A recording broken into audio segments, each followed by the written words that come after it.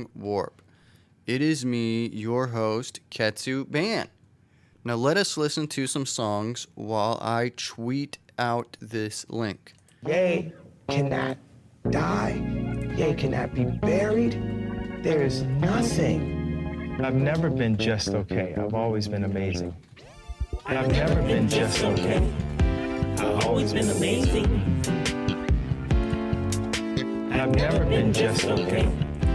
I've always been amazing. I've never been just okay. I've always been amazing. I've never been just okay. I've always been amazing.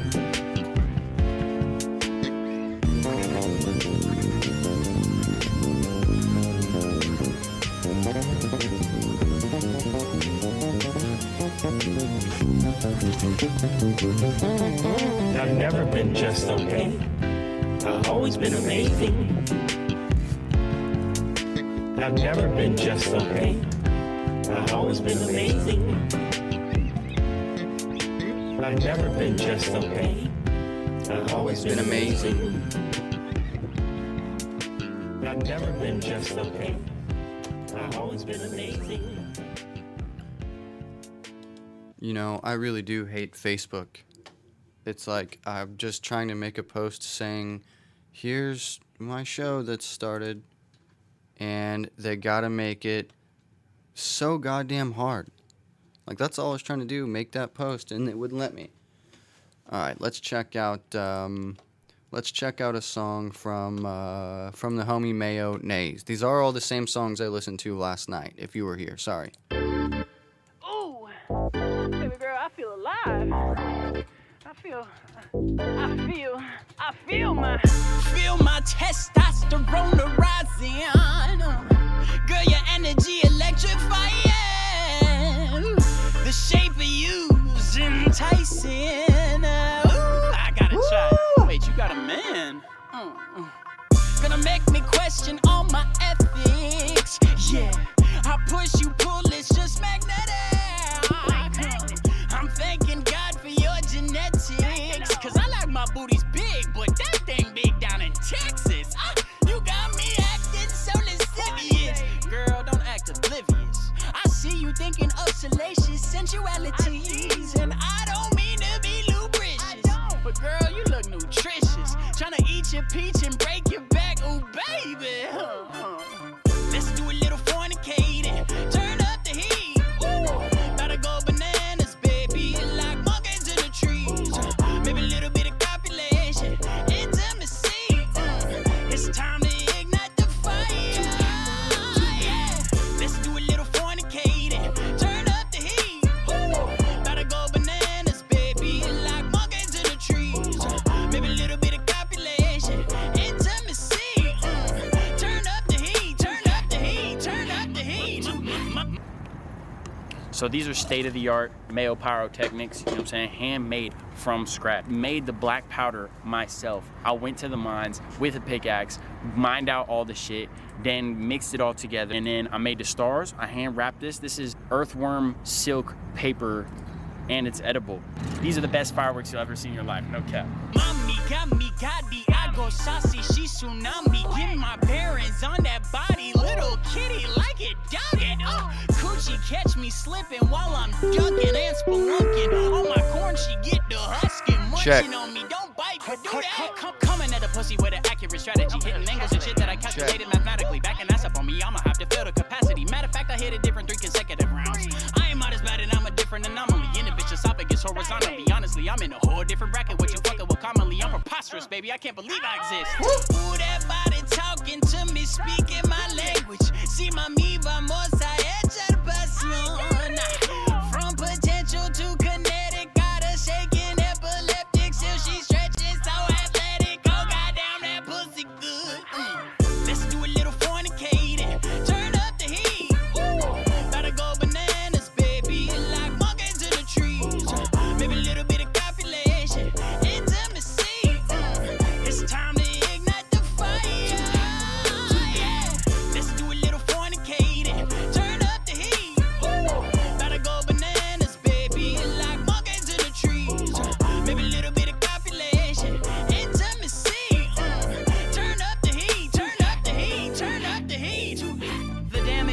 furniture is shaping like your curvature. Coincidence? My research would indicate the contrary.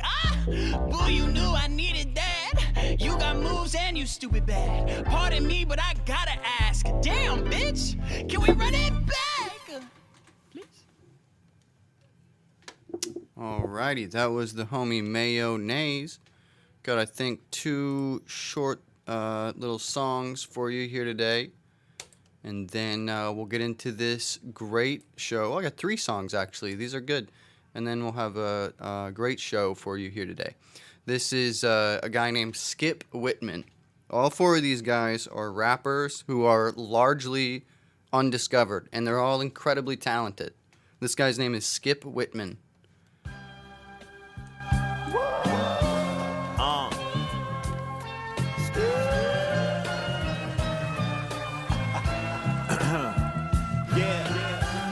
Congratulations, I hope you all hit the shit you've been aiming and fixed your debt and don't gotta fumble with payments. I hope you ain't holding plans to go to Caymans cause you too busy sustaining. If so, I hope health insurance it came in when your son was playing and sprained his ankle before life they should hold a weigh-in. Cause that shit's a fight, nah I'm just saying. I hope you ain't home all night and could take the moonlight one way in. I pray that you laid up with your fantasy girl and you staying together. I hope the weather wherever you put your days is amazing. I hope your hassles from the past staying. Cause y'all know how people be throwing it back on Thursday shit. But if you ask me, that should be like one of the worst ways to live. I hope if you got any means, by any means you can give. Instead of blowing 200 beans on skinny jeans just to sit around at the crib. I mean, I pray you learn from mistakes, but when you get better, don't be acting like you don't got outtakes. I hope eventually that we could go out and meet over steaks, but kinda like the shit I'm speaking over now. I guess it's the brakes and we be speeding cause we wanna succeed. I just pray that you know the brake pedal is there if you ever need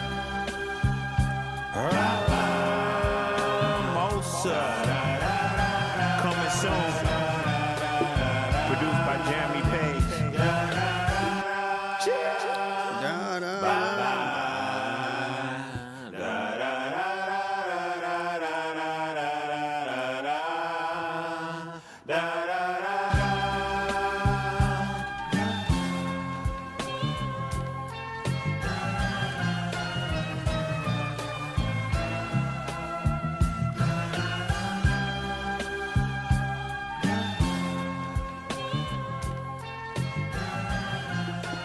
Alrighty, that was Hope. The song was called Hope by Skip Whitman. You can find it anywhere, really.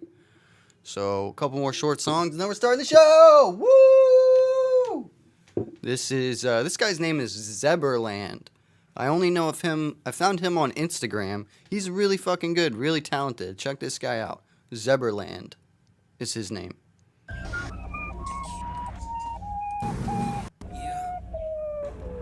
Yeah, this is Everland. Yeah. AKA words of wisdom from a closet.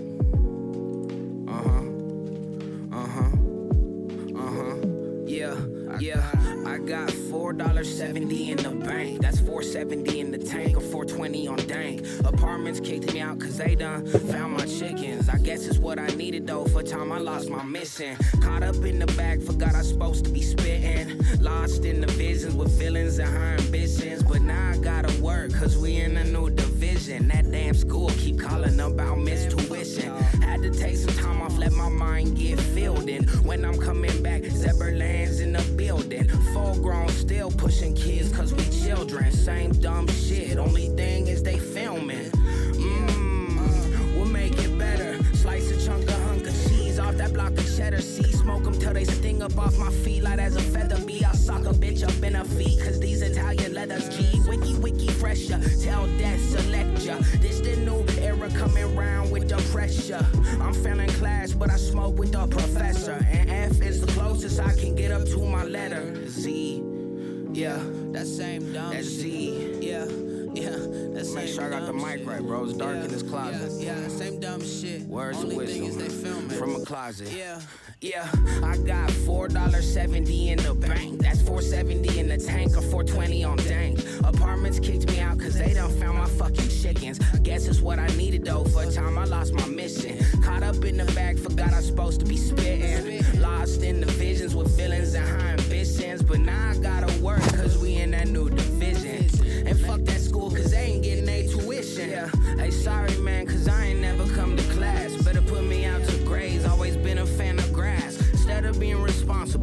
rather be an ass. So I hop up to the Circle K, grab the blunt and gas. Deal with fake problems like some water in a flask. So hydrate your ass, bass, bomb in a bath. First day of class, ate some paper, ain't my path. Spend my time smoking and tripping off them tabs. Yeah.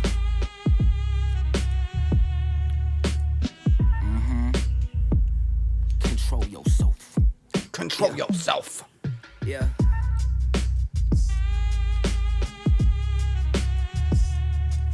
Yeah. Yeah.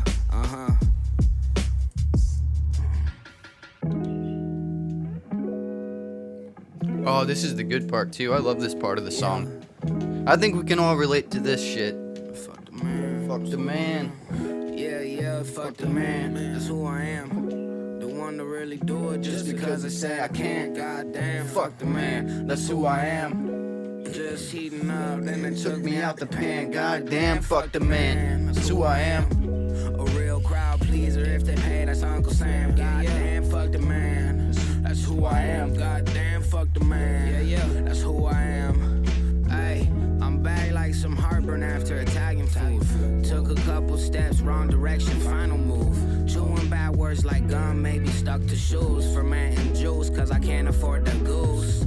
Yeah, but I don't need that to get loose. Looking for some fungus, keep your eyes out under spruce. Taught me that there ain't no fucking race, just black and blue. How we the people and the motherfuckers getting used. But this ain't no politics. This just me being politicking, bitch. That don't make no sense, but like why they talking sideways, but they ain't never take them fucking highways. Sticking to them back roads, having kids go slow. But I'm the best out here solo. Words on the drop, that's a stick, call it pogo. That's buy one, get one half off. That's buy one, get one half off. That was Zeberland. I found that guy recently, and he's pretty fucking good. I really like everything that I've heard from this guy, Zeberland. So I've got a sweet guest tonight, Dave J. from Twitter. Let's listen to one more song, and then we'll get this fucking show started. This last song is by Jonathan Price. It's called Hate Y'all. Check it out. I really like it. It's probably my favorite out of all these songs. Okay. This guy is super undiscovered. Like, this video has 400 views. That's it. And it's such a good song. Okay. Would you please quit eyeing with them awkward looks? I ain't scary, I be getting nervous just because. If you wanted my attention but you couldn't make me budge, you probably look too unfamiliar for me to know who you was. Okay, I know I'm kinda weird, I'm just too stubborn to admit it. I ain't tryna fuck you, I just like to know that I can hit it. If I've ever crossed a line, excuse me, please define the limits. I just heard you bumping shit that had you twerking like you with it. I get way too uncomfortable when you're around. Hell, even Kendrick tried to tell you shut up and sit down. I've been having too much trouble accidentally thinking loud, and I'm sick of acting like I care and tired of faking smiles. Okay, I don't really fuck with people cause they fake. I would rather be alone in my space. I don't even really wanna see your face. I just wanna tell you that I love you, but I hate y'all. I just wanna tell you that I love you, but I hate y'all. I just wanna tell you that I love you, I don't even really wanna see your face. I just wanna tell you that I love you, but I hate y'all. I just wanna tell you that I love you, but I hate y'all. I'm trying to listen, but it's hard to hear you speak though. Cause when you talk to me, you sound just like the Migos. The biggest goal I have in life's to live it legal. Please don't make me have to put my foot inside your beehole. See, no, hear no, but no, say I won't speak ever. Ain't forgotten where I'm from, I just been trying not to remember. Trying to find the nicest way to tell you, get your shit together. Ah, fuck it, I'ma say it. Shit, I'm just a bit better. Bitch, I fell, came back, struck a pose, and took a bow. My reality is more peaceful when you're nowhere to be found. If you thought that I would fall and never get up off the ground, that was merely only your imagination running round. Okay, I don't really fuck with people cause they fake. I would rather be alone in my space. I don't even really wanna see your face. I just wanna tell you that I love you, but I hate y'all. I just wanna tell you that I love you, but I hate y'all. I just wanna tell you that I love you, I don't even really wanna see your face. I just wanna tell you that I love you, but I hate y'all. I just wanna tell you that I love you, but I hate y'all. I fucking love that song. I don't know why. It's so good to me. such a good, groovy, cool song. That was Jonathan Price with Hate Y'all. See if we can get Dave J in here and get this party started. All right. Now, I've just got to get Zoom to pull up Dave J. David is connecting to audio. It says here on Zoom. There he is, Dave J. You probably got to turn your... Oh, there you are. Yes. All right, man. Yeah, I had to put my birth control glasses on so I could see. I said, "Oh, what's going on here, little young fella?" Birth control glasses. That's what they used to call them in boot camp in the Navy. BCDs. BCDs. Yeah. Is that just like reading glasses type of thing? Yeah. These are the 1.25s. You get them 3 for 12, I think. Yeah, you get them on the. You get them on the. 'Cause I sit on 2 or 3 a week. Oh, you got to keep buying reading glasses over there. You know what I'm saying? Yeah. So. What's going on? Trying to remember. I was gonna tell you something. I don't know. Let's get this show started. I gotta pull this file up on my computer that contains the theme song. And as soon as I get this done, we will start this show here today. As you can hear, I'm trying to kill time. Why the fuck won't this work? Theme song. You sound a little bit choppy. You mean? Can you hear me okay? Yeah. I'll try not. You are, I can hear you fine. Oh shit. Not yet, theme song. Okay, say that again. You said I can hear you fine, but what? Oh, I said let's go for it. Okay, cool. Yeah, your audio here in the last couple seconds is a little bit like type of thing. Oh, okay. How's it sound now? It sounds pretty good. It's no big deal. Just keep that in mind. If I have to be like, hey, what'd you say? Just know that it's because the audio was fucking up and I want to hear. All right. Anyway, let's get this show. Figure out a way to. Maybe I could put this. Yeah, get set up, man. How about that? I'll start this show and I'll get the show started while you get all set up and stuff. Yeah, no, I'm good. Yeah, I was just gonna see if I could help you out by hanging this a little bit. You know. Oh, okay. Yeah. That probably will help. All right. Welcome to the Wrong Warp, everybody. It is I, Ketsu Ban, here today with Dave J from Twitter. Really Dave J from Earth or whatever you want to call this. You know, we're all technically from Earth if you're listening to this. But I don't know if Earth is like a bad term. One thing I noticed that happens a lot, Dave J, especially on Twitter, is that people will be in agreement, but it looks like an argument because they're just arguing over the different wording of stuff. Hey, can I bring one thing up first? Yeah. And just go for it. Just so that everything I do is for my Lord Jesus Christ, and which He saved me, you know, from this place. And so that's always where I start, just so people kind of know. So if they want to boogie now, they can scoot. Ah, okay. You know, if that offends them. Otherwise, yeah, I'll just leave it at that. Yeah, that's good. Yeah. A good thing to say though, because that kind of goes with what I was saying. Like, a lot of people who would be offended at that, a lot of people who would go, "Oh, Jesus," you know, if you ask, yeah, they're like, "Oh, Jesus," because they can't help but you know, call out His grace. Yeah, they just even in their hate. And then they will go, and if you were to ask them, well, what do you think is going on? They're going to describe something to you that is exactly the same as Jesus, but just with a bunch of different words and names and stuff like that. And that's, I think that's interesting that you say that, because I always told people they act as if we're all in it together and we're not. You need to get out of this place yourself. You need to find the way. because you're being called, right? Otherwise, you wouldn't be listening. You're being called. God's calling you. So then you listen, and then you accept that teaching. So then and here's where people get hung up: the stumbling blocks. Leaving the world, they want to say, okay, I'll follow you, God, but you know what? Let me go ahead and bring all this other crap that I that I believe in my life. Yeah. You know what I'm saying? And he's like, no, you got to strip naked, or you can't follow me. Yeah. Oh, and then people are like, oh, they're all ashamed now. Like, no, okay, I'll see you in just like a year or so. Right, and that's what happens. I'm like, yeah, finally, because I was that dude. I was a prodigal son for a long time. I'll tell you what, but finally, I just stripped nude, spiritually speaking.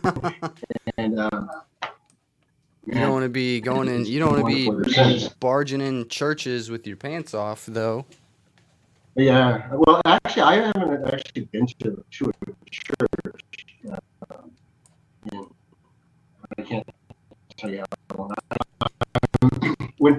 When I say I follow Christ, I'm not following a man's ass. That's what a lot of people kind of.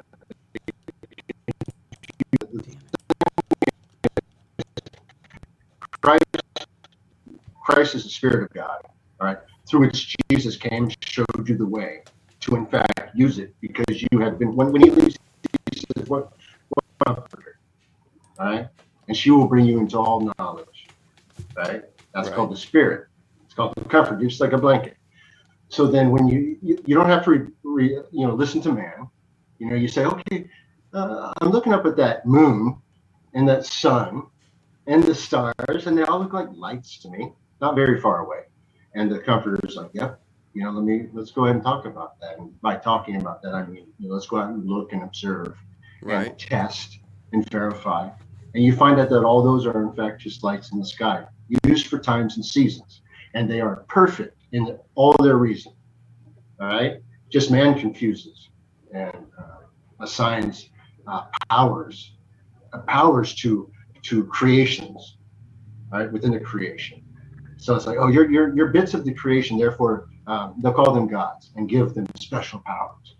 And then say, oh, if I worship you or pay attention to you in some way, other than just telling me what time it is, you'll bequeath, special, Lucky Charms on you, or something like that. And so they confuse the worship of their father with worship of rocks and pebbles and basically trinkets with shiny things. And so that's unfortunate. And so what I do, quite simply, is just make the way straight, right? And then let people know that, and say, listen, where'd you learn that? Well, let me tell you. Here he is. Go talk to him. Because I'm done, right? I'm out of. The truth has nothing to do with me or anybody, because the truth is, regardless of anyone even noticing it, right? You do know. Mm-hmm. So So then once you know that, the burden is lifted off, because then you're like, okay, if all I'm going to witness to is my witness, meaning that I'm not going to witness to something I see on the dummy box or on the radio, or what somebody told me, gossip.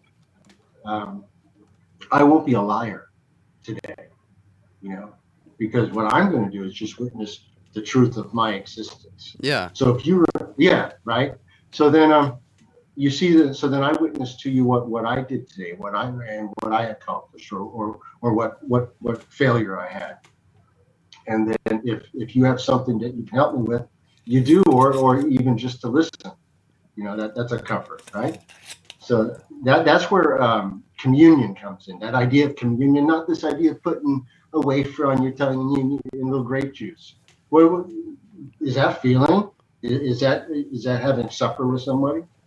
Exchanging spiritual bread, which is comfort. That's what communion is.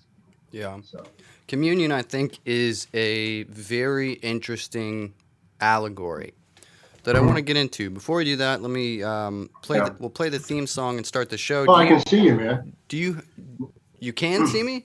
Yeah, I can see you now. Oh, I had like this other window up. Oh, on the show, right? Not on Zoom. Yeah. So now that's awesome. Sweet. So you're Fuck good. yes. Before I play the theme song and we get started, do you have anything that you want to plug? Where people, if someone No. listens and they enjoy this and they want to find more of you, where can they get their Dave J fix? No, they can just do the Twitter thing, I guess, but I have nothing other than that. I thought So you had Maria- like a video channel. Oh no, I don't really. I guess I have the Brighteon channel, Brighteon channel. I can send you the link for that. Brighteon. Interestingly enough, right before we did this, I was looking at your Brighteon, however the fuck you say it. I was looking at that channel, and Right. I found something that I liked. I think it was something you've written that was like the code of creation. Right. Yeah. Now, I went in the Facebook group to post this and say, "Hey guys, if you're Right. unfamiliar with this guy, this is some of his work." But what happened is when I went to post that, the moment I pressed enter on the keyboard, Facebook flipped out, and it was like, "You cannot post this." It was very upset, and I guess you can't share Brighteon links on Facebook ever. So I just thought that was really weird. I did a couple tests because I was like, what the fuck, is Dave J's work banned from Facebook? But it was Brighteon. They don't like Brighteon at all. Oh, wow. But anyway, so if you like what you hear today on The Wrong Warp and you want to find some more of Dave J, go follow him on Twitter. Yeah. What's your Yeah. Twitter name? It's Dave J and then some numbers, right? Dave Johnson. Well, I don't know about the thing about that is it just adds numbers. I'm just Dave J. The rest of the numbers I can't even tell you. Okay, so if you want to find Dave J's Twitter, go to The Wrong Warp. Go to Yeah, twitter.com there you / go. The Wrong Warp. Do a little bit of scrolling, and you'll find Dave J. His name's clear as Yeah. day, Dave J. Not hard to Yep, find. yep. Anyway, all right, let's start the show Yeah. here today. Just to speak my thoughts, I am very far away. I am all on my own. Take me to the promised land, hold me there. I am very far away. I am all on my own. Take me to the promised land, hold me there. I am very far away. I am all on my own. Take me to the promised land. Hold me there. Da da da da da Da da da da da da da da da da da. All right, welcome to The Wrong Warp. It's me, your host, Ketsu Ban. Another great episode for you. We've got a great show for you coming here today. Now, if you remember me not very long talking about how I wanted to become more of a solo show, that is true, very much still true. But it's important when you get these guys like Sammy Kelly or Dave J, for instance. I'll always have these guys on because to me it's a very distinct archetype of person. Not that they're not unique, they're extremely unique. They're far and few in between. But this archetype to me is just a truth teller. Just somebody who wants to tell you the fucking truth. And there's nothing in between that. And I think it's really important when you have those people in your life to talk to them. See what they think about stuff. By no means is anybody ever asking you to just believe everything someone says. But take a look at it. Look at the information. You will learn things. 100%. So, much love, Dave J. Thank you. Thank you for doing this, man. Oh yeah, and you saw me wrestling with this mic setup. Sorry about that. Oh, no worries. No worries. Yeah. So is that first part we talked about, or are you going to put that up as well? Yeah. Everything we've done will go up. Oh, Yeah. okay, excellent. So I have to say, okay. Yeah. Yeah. So I'm doing great, man. Doing really good, actually. I just noticed that my phone was still smoking. Oh, that's a good idea. Let's smoke weed. I'm gonna light this joint here. Dave, Yeah. let's see. Right off the bat,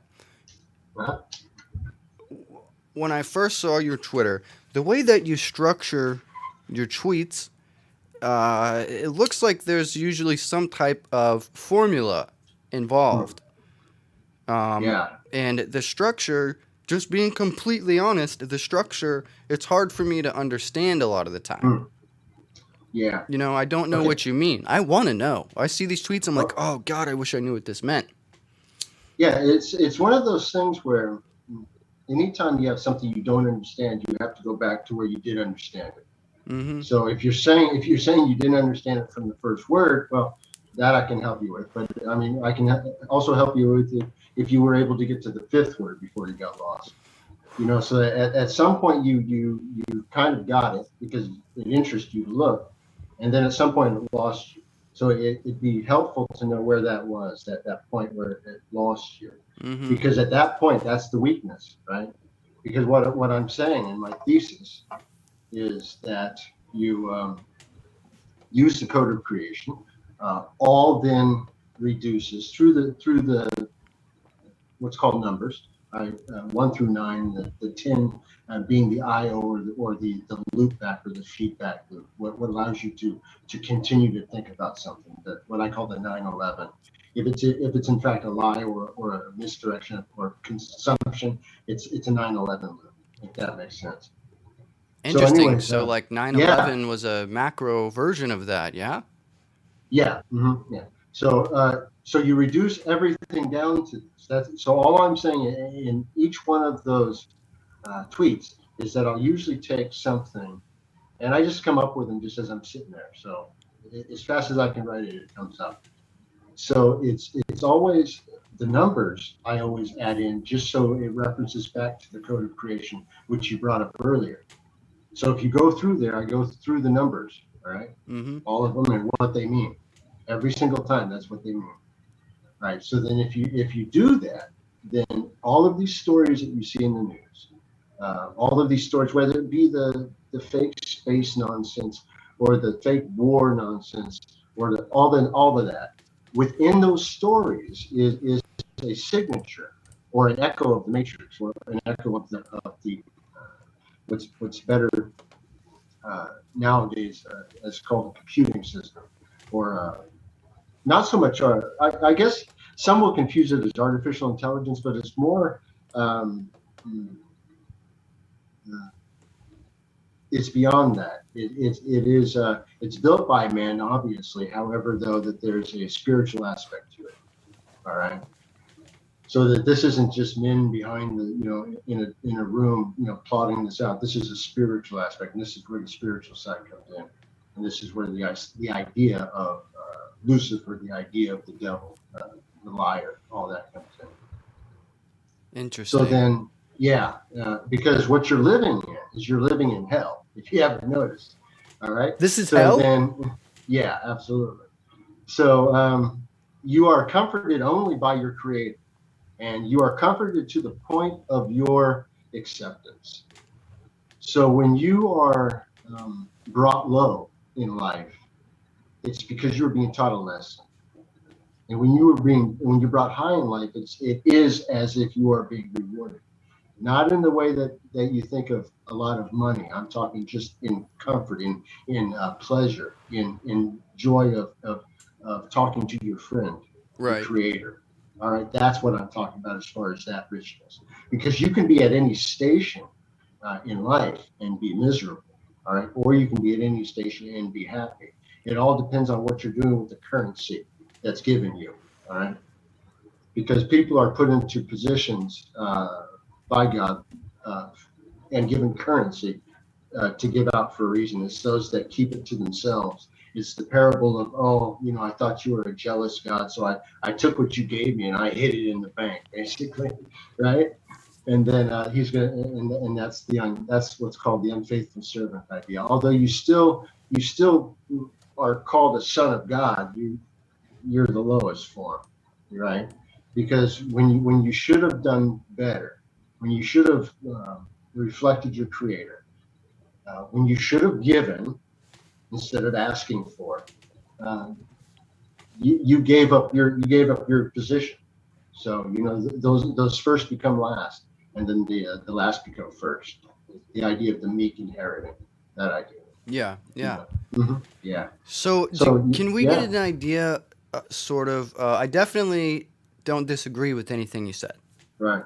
I'm Right. And let me tell you something right now. Check this out. You know what? We can, at this point, exist, right? If all we ever did was talk about physical truths, meaning that you baked a loaf of bread and you told me how you did it. I built the table and I told you how I did it, showed you how I did it. Do you see how there can be no contention in there because we are showing works that have provable, testable results? right. All right. What happens when opinion creeps in? That's where the devil's in those details, right? Because then the conflict happens, the cross, and then that's where the devil's brought into the room. The idea of sin, S-I-N with the E at the end, just like the sine wave, or the idea of you are bringing in a foreign tongue, right? You're bringing in a bone of contention. That's So a what. lot of people, yeah. So a That's lot what of that people see apple that. was that Eve ate type of thing. Yeah, it's that. It's the same thing as the monolith and the monkeys jumping around the monolith, and then the one grabbing the bone of contention, right? Starting the violence. So it's that point of identifiable violence where contention happens. Okay. So that, yeah, so within any relationship, you can go always back to where did it break? And that goes back to what I was talking to you about the tweet. It's like, where then, from step 1, 2, 3, okay, you stumbled at step 4. I can help you. You see? So Yeah. it's the same thing. And so then once violence enters the room, everyone, if they are of God, will then ask who brought that in. And then that responsible person then repents. Because if you take the word repent, the same letters is serpent. All right. So the serpent repents. It's really just changing your mind.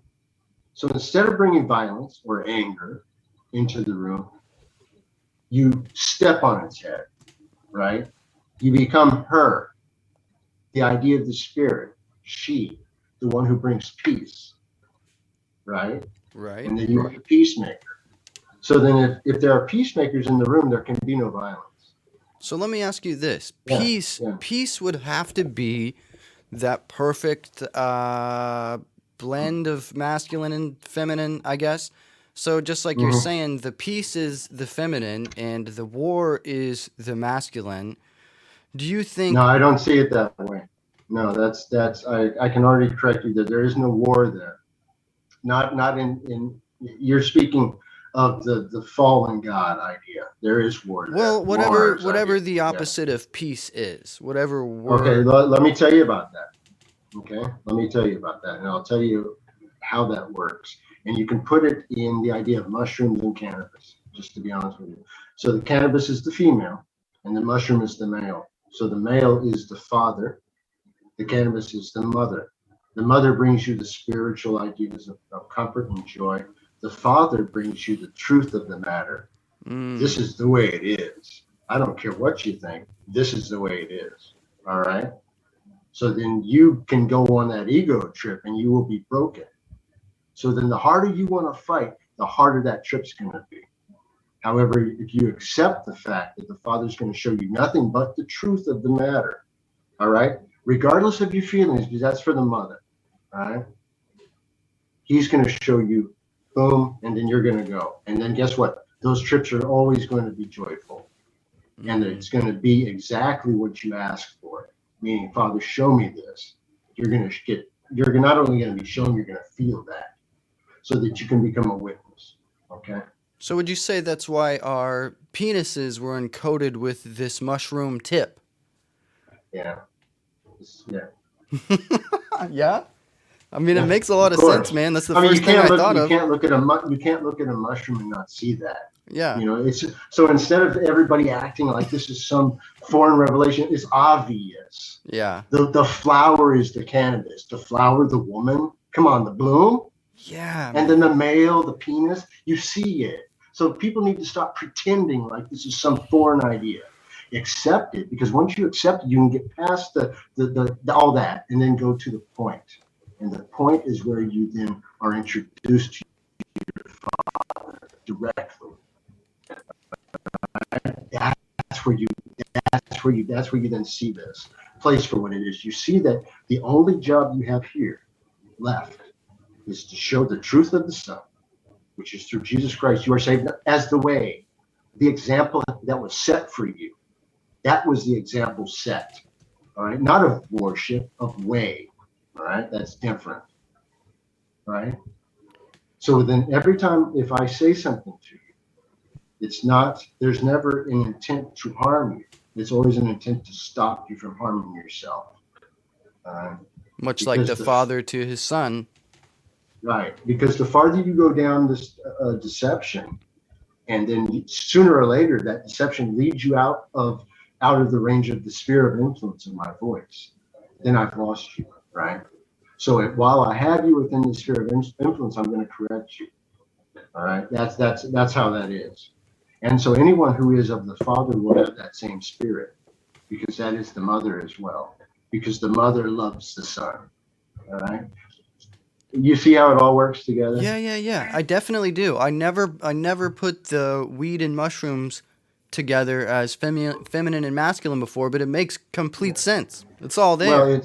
Well, everything is for a reason. And that's why people will take or assign powers to things of nature.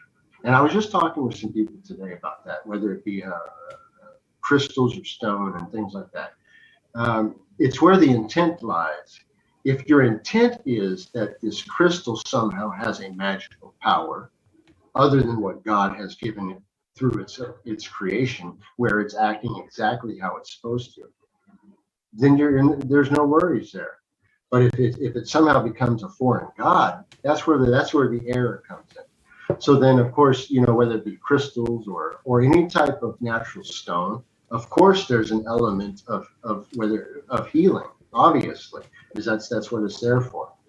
And you just have to test values, whether it be magnetics, because we live in a wet cell, electromagnetic envelopment.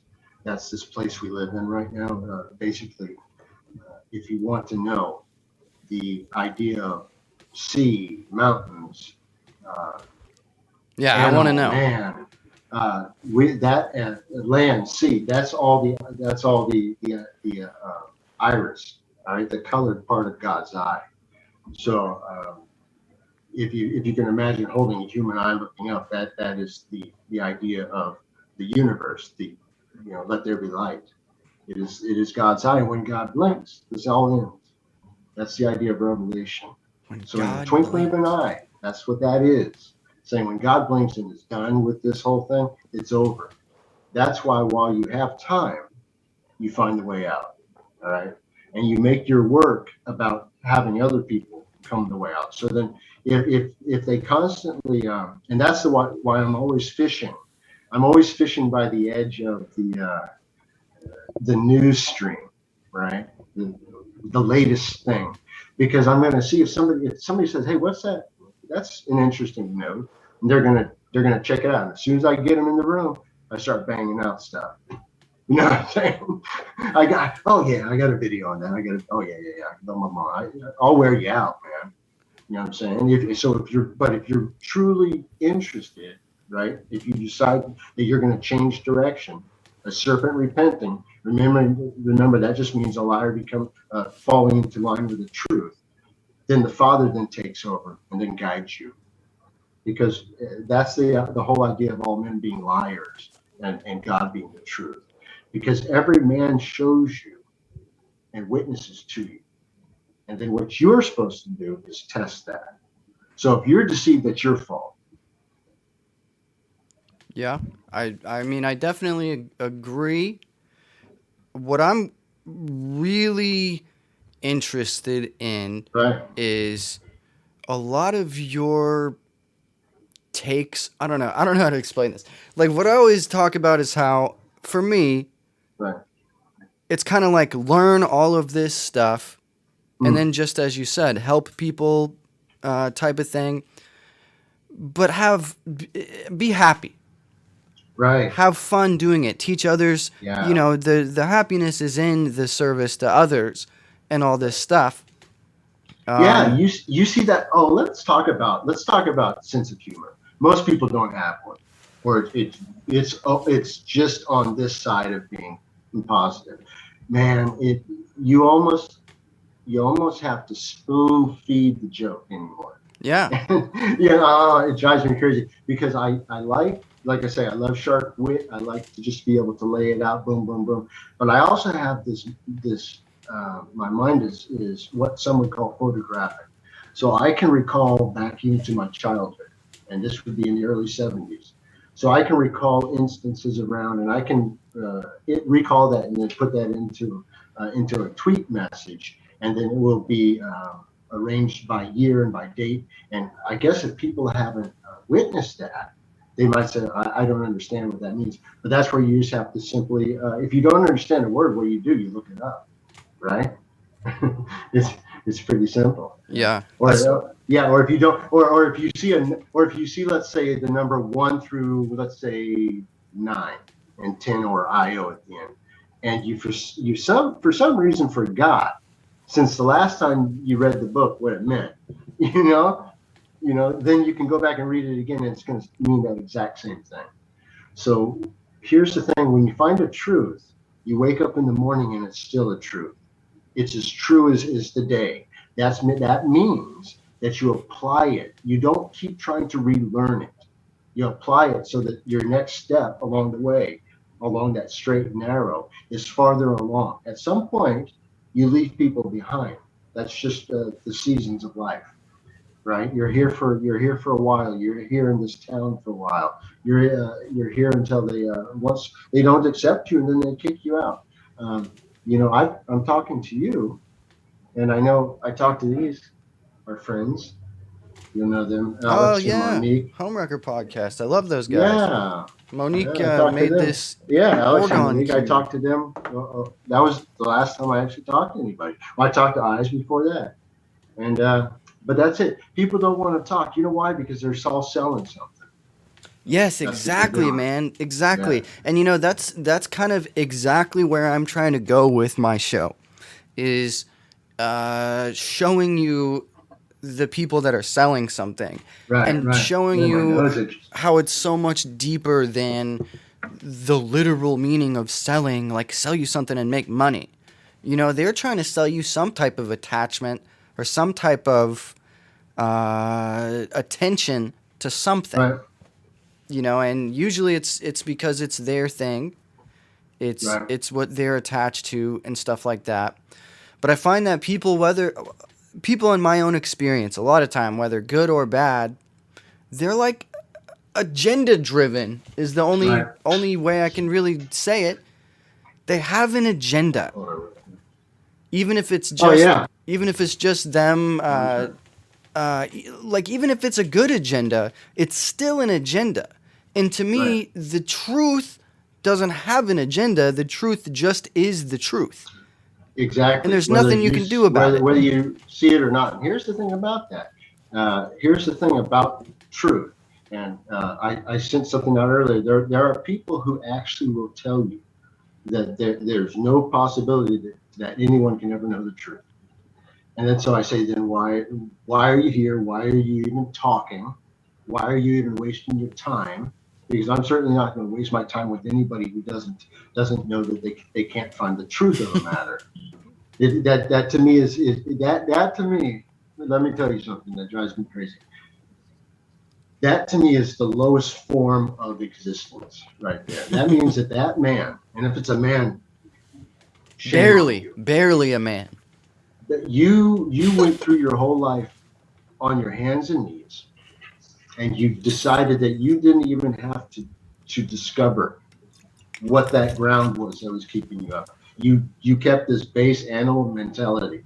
And I'm trying not to go sideways on this, but it just people will take everyone's word for it because they're too lazy to go test it. Yeah, in fact, you need to test things, and then you will find the truth of the matter. Can I tell you about an experiment I did to show the plane the idea of the iris? All right, right? And how it reflects on the plane of existence that we live on. Yeah, I love this shit. Okay, man. yeah, man. So up on I-5 freeway, which is in California, it goes up the straight up through California, and then across you can see over to the mountains, and it's about 40 miles, right? So I was on this side of the I-5, and I set up just about a half a mile this way. So we're talking about west to east, just so you get your bearing, right? And I set back to where, you know, on freeways you have overpasses and they have a slight bow to them, like that, like a slight bow. Right. So anyways, so imagine the bow being now in the same direction. So I'm going to take advantage a half a mile up this way of that bow. And it's going to cause on this side a mirage or a mirror. That's going to then allow me to look with my camera lens as far as I can before I run into an obstacle, in this case, the mountains. So everything that was above the 30 so feet or so came into view like a pop-up picture, just like, just like a pop-up view. And everything below that level was out of existence. I couldn't see it. So I saw cars going back and forth like this. And I saw, road signs and things like this just popped up because that road sign might have been 20 miles. That car might have been 30 miles. Right. This other car might have been 50 miles or 40 miles, whatever the farthest. Well, because you could see in the foothills before the mountain, you could see some of that was foothills. So that was about 40 some miles away. And so that proved that you're living on a mirrored plane. Obvious, because that proved the point. And I put that video, in fact, that video is up on Brighteon, actually. And now that I told you what you're looking at, you're going to be astonished because it changes everything. It changes everything when you see where you live. It's amazing. Well, can I just ask you that to interject? Yeah. Where do we live? What would you call it? This is the eye of God. You're living in you are the apple of God's eye. That's what that meaning is, and I will explain that to you again. The sea, the earth, man, beast, everything you see is the iris, is the colored part of God's eye. All right. Therefore, if you can take the human eye and hold it in your hand and look at it straight up to the ceiling, yeah, that is the idea of the universe. That is the model of the universe. So which part is which? Which part is the pupil? So if you have the eye, so you have the outside, the colored part is where you live and all that. Okay. Right. The white part would be the so-called the water ice, cap that you can't get past. The dome you have would be where all the lights are inside, stars, moon, sun, everything. All right. And then the center would be the pole. All right. Where the light goes in. All right. The pupil that dilates. It's the idea that the pupil, as it dilates, you can think of that as look at that as it dilates, as light comes in and out, as those lights are going around. It's going to cause waves. It's going to cause what air pressure changes, which is going to also translate into sea changes and waves in the sea and air currents and everything else. So that's why when you have wind coming through, you don't know where it's coming or where it's going, because it's been everywhere and going everywhere again. All the water that's been here has always been here. All the air that's been here has always been here. It's just all gone through state changes. There's nothing. It's all just a thought of God. It's the apple of his eye at this moment. And like I told you before, when God blinks, this all ends. Wow. That's why you live in a time of revelation, man. That's what this time is. That's what all this is about. That's why people are getting pushed farther and farther and farther with this craziness. All right. But they still don't worship God. They still don't worship God. They don't know why they don't want to take this shot or whatever. They don't know why, but they're like, no, I'm not going to worship God. I'm not going to worship my Creator. You know why? Because I might have to say that name, that Jesus is the way, the truth, and the life. And then, oh, I'm reborn and now I'm alive. And that's all it took, right? But that's too much for some people, all right? So they'd rather die daily. And it annoys me. I have to tell you, but I used to be a lot more, hot. We'll just say hot-headed. But I've learned to relax because I've been doing this since 2009, and everything's the same. So I can show you those videos, those time capsule videos of 2010, 2011, whatever, or what I was saying then. And it's the same thing. But you can see as I'm getting towards the end here, and we're getting towards the end, I should say, I'm a lot more relaxed, but I'm also a little bit more urgent. And that informs the way that I'm speaking now. Is before I'd be ripping people's heads off, verbally speaking. But now I'm saying, okay, I don't want to offend you that way. Even though that's when lashing someone with the truth, that's fine. However, some don't receive that. So you have to approach every audience or every situation, and then become that audience, become that situation. You become the passerby, right? Right. You only become noticed when they call you up, right? So otherwise you're just invisible in the background. If people see you, they're like, "Hey, man, what's up?" And then they invited you. You're not trespassing when you tell them about Christ. Otherwise, it seems an inconvenience to them, and that's too bad because it's what happens when that relationship is that marriage happens. And speaking of marriage, I love my wife Lori. I just wanted to know that. But that marriage is happens, and then you become one with Christ, just like your wife becomes one with you.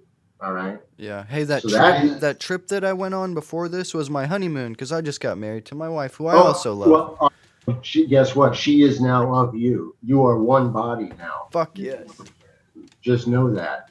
All right. Going. So then you two with Christ become one. That's the 3 in 1. That's the Trinity, man. So don't even worry about it. Word. Sorry to interrupt. I just thought I'd throw it in there. Oh yeah. No, yeah, that's good, man. Hey, do you want to take a toke or something? Yeah, dude. I mean, we don't have to get all.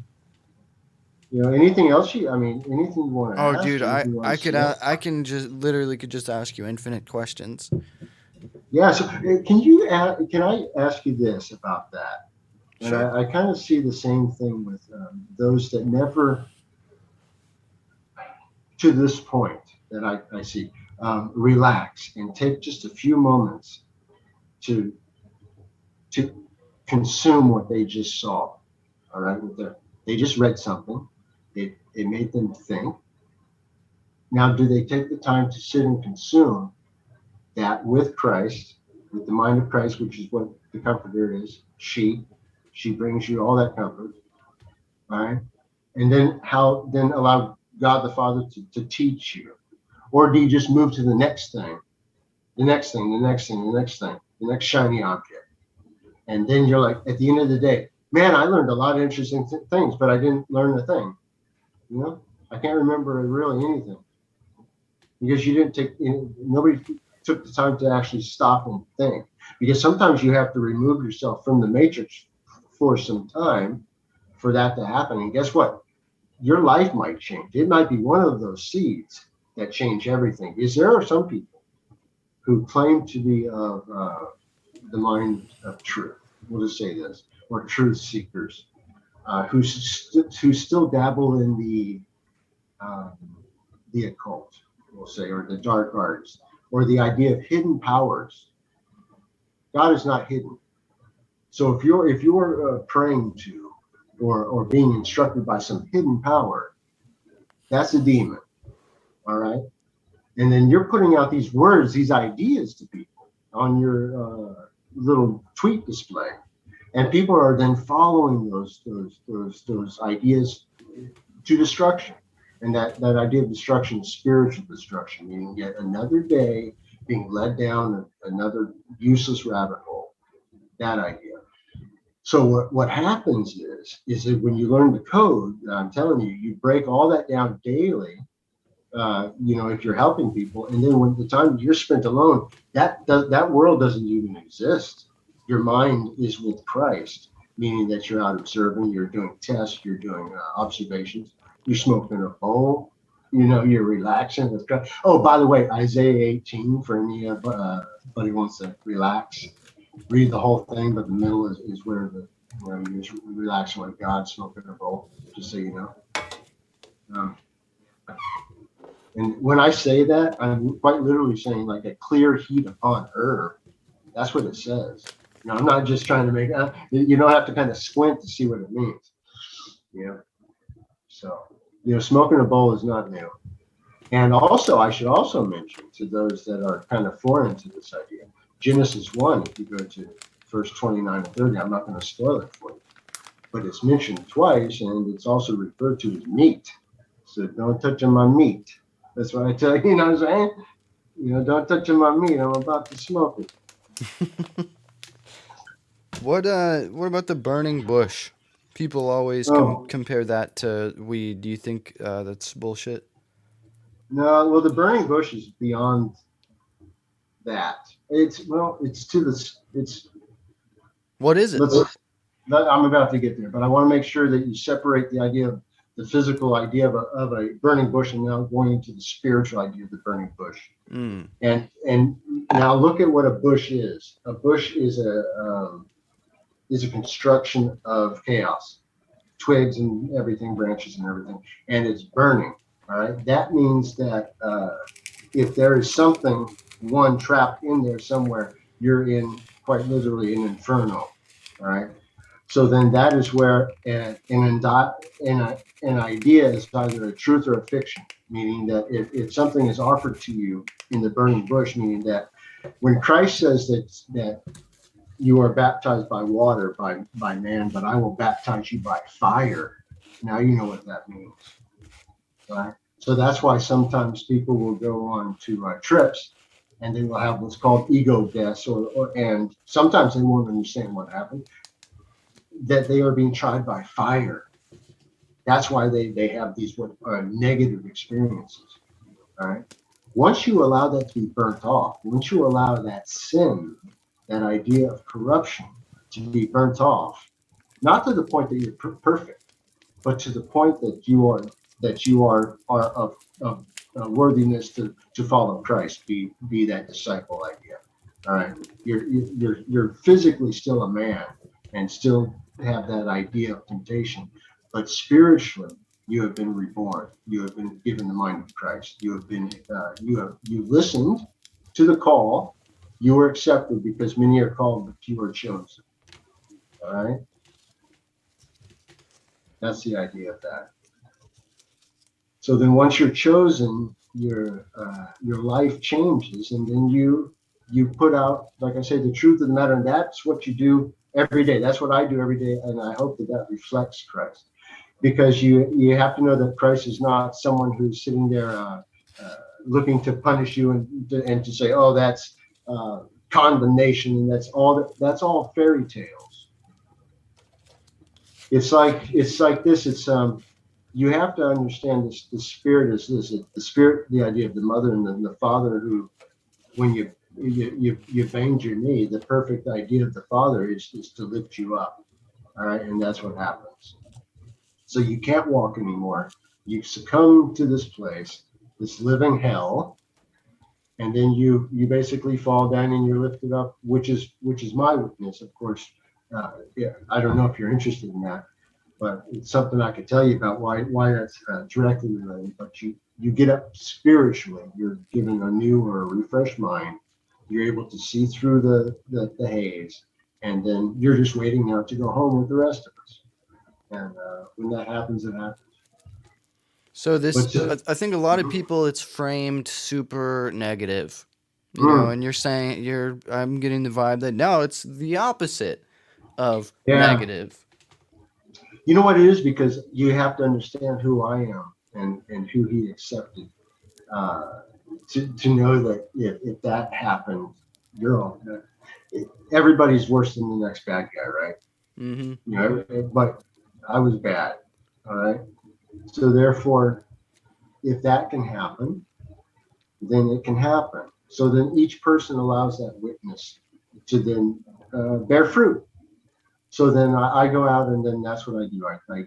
I put out those seeds, those ideas that I've been shown, those truths, and then they'll bear fruit. And that fruit is by test, meaning that you will then take it.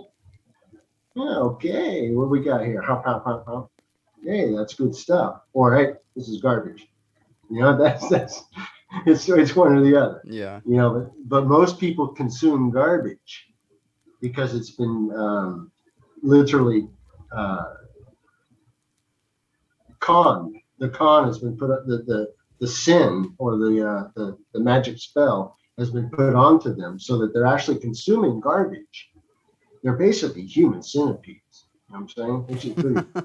Yeah, Oh. that's a good metaphor. Man, I'm telling you, this is Shitting and people eating consume it. garbage. Ugh. So all day, every day, and then they spit it out, and then or it's basically got 10,001 quotes. Let me turn to page 1,000. Okay, let's see. Bang out 10 tweets. That's my work for the day. Yeah.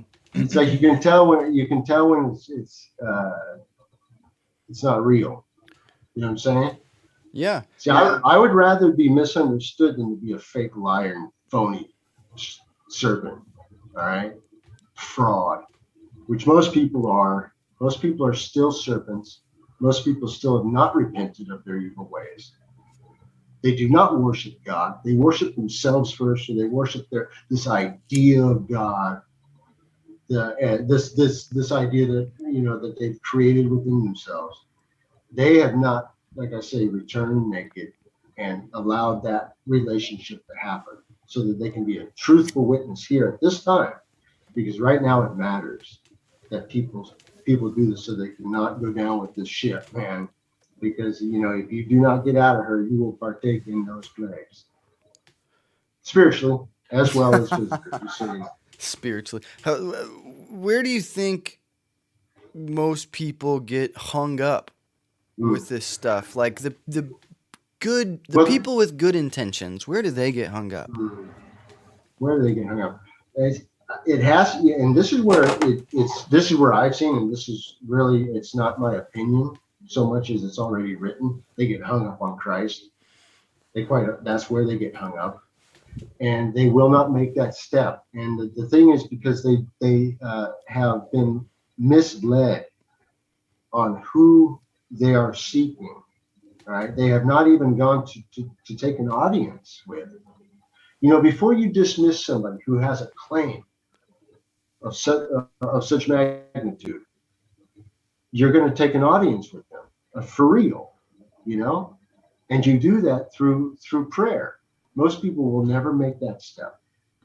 They will never accept that. Like they won't allow themselves to be vulnerable. Exactly, but they will allow themselves to be vulnerable to every one of these other evil spirits of darkness. To everything else. Yeah, but the truth and then the light of Christ, no. They're like, no, I don't want anything to do with that. Because then you know what? Because when I walk away from that encounter, I'm going to actually be free. Right? Because I'm going to be alive. I'm going to be full of life. I'm going to be somebody who people say, I want to know what he knows. Right? So what do you think people are thinking? If this is the truth and people are scared to take that step, right, where do you think people's minds are? What is it that they're scared of? Or what? I mean, what's causing that goes into schooling.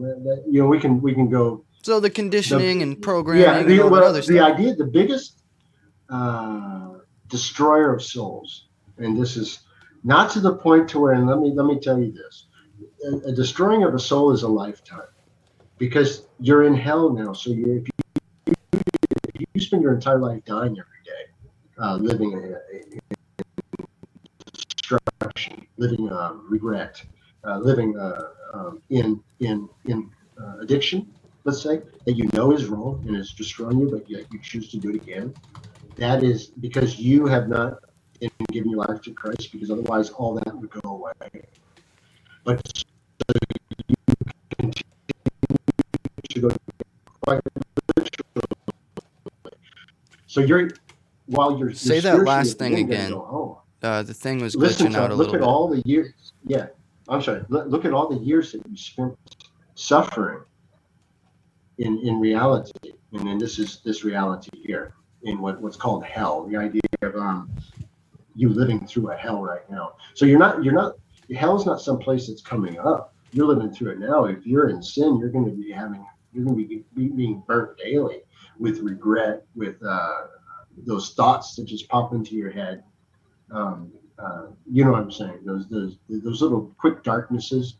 Yeah. That just shoot across your eyes. I mean, a lot of times they what feel do you like think that is? programming. I think it's programming, man. I mean, even Of course, like yeah. But what do you think demons are? That's what the programming is. Look at what demon is in computing. demon. Right? Because this is all the computer idea. Demons within computing are programs that run without the interference or need of the user. So What? everything is an allegory of the truth. All right. So then, how these computers are working right now, and you can see it's working because we're using it, and it's working perfectly for that function. Your idea of what you said programming is the same idea. So then people have gone through schooling and this, that, and the other thing, and they've been programmed to what these characters are and the aspects of these characters, and they've been assigned yeah buts, and yeah buts to all these characters. You know what I'm saying? All these different, like just all this luggage. So instead of taking and here's where the truth is, that each man or woman has to take the time to investigate for themselves what is true and what is false. That is the lowest. Yeah. That is the lowest, accepted. I don't even want to call it a yoke, because it's so light of a thing that all you are asked for is just to verify your witness. That's all I'm saying. So then people just disrespect that, and they won't even do that. So you move through this world to where people then are basically creatures of demons, opinions, ideas that have no reference to any truth. Yeah. Meaning Nonsense. that at no point ever will they become true. So if you go to the Star Wars convention, right, and you're creeping around with your Buck Rogers get up on, they might have an issue with you because you knew you didn't know your environment. So it's the same idea. So it's the idea of a demon or something that's out of place being allowed into the room. So that what the idea of the Christ mind is that those demons are cleansed. All right. And though you still partake in what's called spiritual warfare, you're doing it at a level that's beyond these in small internal ideas that keep people locked in their room. Yeah. You're actually out. You're actually out doing doing the work of the Father, right? Which is putting these demons in their place. Right. What would you And, say? and also by demons, I should also say demons are all these fake hoax stories, whether it be about war and everything else, all these daily hoax stories, 9/11, all these COVID, all this bullshit. They're false idols. These are all demons as well, yeah. And a false idol is a demon. So these are all just different ways of saying the same thing. Exactly. So that's why it's like and that's why I did the code of creation, because take all of that, bring it down to the simple baseline, decode it the same each time, and then right? Okay, got it. Yeah. Right? But then other people want to think of this as like the tornado. Boop. As soon as you start that motion, it goes from settling up, and then it becomes confusion. So now if you're observing from up here, you're like, man, this is all craziness. But you're like, wait, let me just go down to the bottom, freeze frame it. Let me check. Oh, you got it. Get. If it's a lie, get. I don't need to look at the confusion. I don't need to look at the details. Yeah. I don't need to wait up for the breaking news or the update. Yeah, I mean that's kind of where I've gotten to with me and my stuff is like I have an understanding of things. Yeah.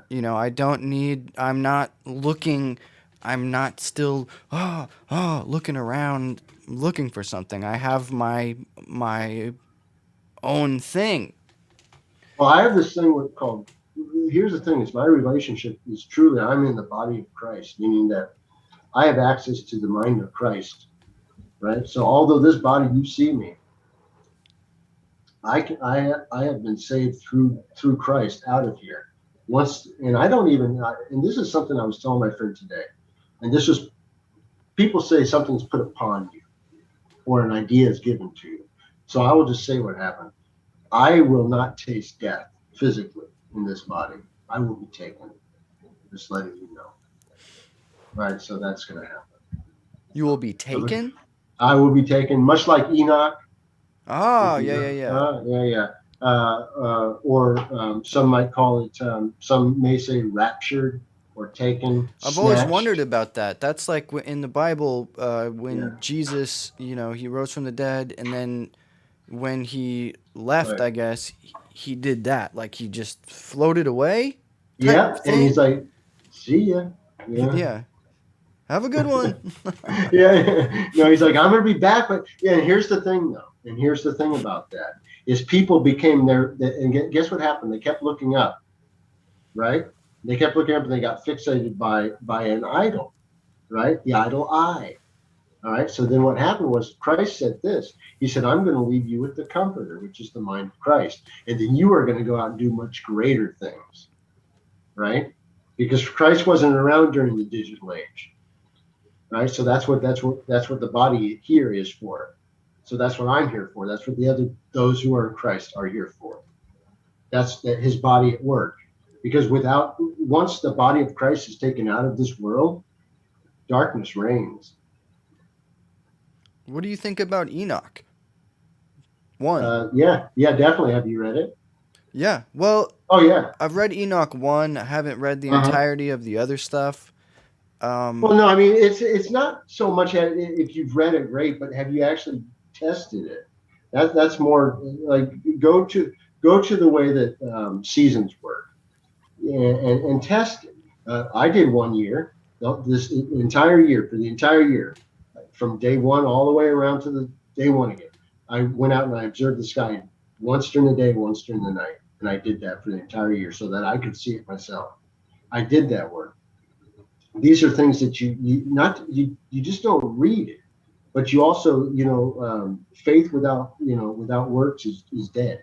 That's where that is. So although you have faith and you have this idea of salvation, and it's true, it's just a single gift because the workless cannot be given what they have not worked for. All right. So that's what the idea of works is. It's not that you're working for your salvation. It's just that you're working because you have time now. So, right. So then you start looking around, you start doing those tests I showed you about. So when I tell you something about the idea of the universe, or let's say 4 into 1, which I can talk to you about, let there be light. You can then say, okay, let me test that without him. I don't need him. He showed me how to do it. I'm going to go out and check it myself. Oh, yeah, you know what? He's right. You know why? Because it's the truth. It has nothing to do with you or me. You just observe the truth. And guess what? When you observe a truth for once in your life, things change. Because the whole world of opinion that we talked about before, it becomes foreign. It's over here somewhere. Because now you're observing truths, which, like I say, do not matter. We just observe them. However, they're there regardless. And that's true power now, because now you're being shown the truth of the matter. The truth of the matter. Think of that word, matter. The idea of the matter, which is this wet cell electromagnetic environment. The idea of gravity. The idea is the electric pull at the emitter of the idea of a torus field, which is 90 degrees to the plane. So if you have a plane, you have 90 degrees. Boom. That's the idea of gravity. That's why everything drops straight to the ground. That's why you stand up. That's why your back hurts, because you're constantly trying to stand straight. All right, because you're constantly trying to be drawn down to the ground. It's the iron in the blood. That's what iron in the blood. That's why you have that idea, that attraction. That's why you can move within this environment. So because it's electric. Electromagnetism, what do you think? Yeah, absolutely. No, it is. I don't think. I'm telling you. Okay. Yeah, that's what it is. It's testable. That's why I can walk and I can actually shock you. That's why I can also feel it in my hands right now. I can move it, right? So you when you see things are real, and then you test within that environment, I can take it, I can then hold it and then compress it, and then I can take instruments and then I can sniff it. Then I can see what, within man's observations and parameters can tell you what it consists of. All right, that idea. Because I worked in, like I was talking with this guy named John LeBon show, and I was trying to explain to him about this, about wavelength and things like that. Is that the guy in the clip that you posted? No. Okay, sorry, go on. No, and this is some dude that does it. He basically, he's a pawnbroker basically for this type of topic. He basically, takes stuff that's already out and kind of like polishes it up and says, "Hey guys, look what I think." No, he does some good work. I'm just messing with him. So, anyways, what was I even talking about? You talk to him and try to explain to him about some about wavelengths and things like that, and about the way that light works, right? And then the idea of how words, speech, let there be light. The first part of the Bible is, and God said, "Let there be light." So 4 words become all. So 4 reflected 4, the idea of 8. All right, the idea of the detail, and then outside of the 8 is what? The IO, or 2 more, all right, which creates the 10. So then you have this idea of the encapsulation, or something that looks like the eye, the eye shape, which is also can be, if you flip it, the idea is 69. So if you take your arms like that, see that? It's like the idea of, that's the idea of 10, or just what I told you, let there be light, and there was light. You see, there's a direct reflection to itself. What happens is, as the deception comes into time, that reverses, and you get the idea of 69. If you can see that in your head, if that makes any sense. Tekashi 6ix9ine? No, do you see my arms, how they look right now? Yeah. Okay, if do you see how that shape looks like this? All right, that's the idea of 4 fingers. 4 is 8. The idea of 9 and 10, creating the idea of the shape of the eye, which I talked to you earlier about. Do you notice how if I bend this straight up at 90 degrees, it'll become the idea of the 69? You see that? Yeah. Okay, that's why symbols are important. That's why symbols show this. That's why anything who's talking to you about the idea of 69 or Cancer or the idea of Saturn or the black cat, anything like that, they're all speaking about the idea of a negative power, or the idea of Lucifer or Saturn, that idea. So all of that is witchcraft, because I'm not sure if I've told you that you live in hell, and that all the demons are the stories and all that stuff that are flying around that people believe, and then your friends are infected by them, and then they push that out on you. So I told you about how that works, but I haven't told you that this moves into the idea of actual witchcraft within, let's say, the so-called governments. All of that is well, you know that. I think you know that there is no actual control there of any public. The governments that are presented to you are basically just shows. Right. They're just some people call it kabuki theater, that idea. And that's all that is. So then, but that's just that. So you're at the lowest rung of if you want to be so crude, hell right now. I mean, you can get lower if, let's say, you became homeless and things like that. And it's just that, like I say, people go down as far as they have to. I'll just put it that way. All right. Yeah. And no one goes without torment, because sometimes people will see somebody that they have, let's say, an amount of money, or they're claimed to have an amount of money. But let me tell you that the torment is not in the physical area. It's in the mind that those people are tormented. and those people get no rest. I assure you. They get no rest. So never be. People should never be envious of people they see in those positions, because those people, that the time that they're performing is the only time that they're at rest. Right. Because as soon as they're off the stage, that's where those demons start talking again.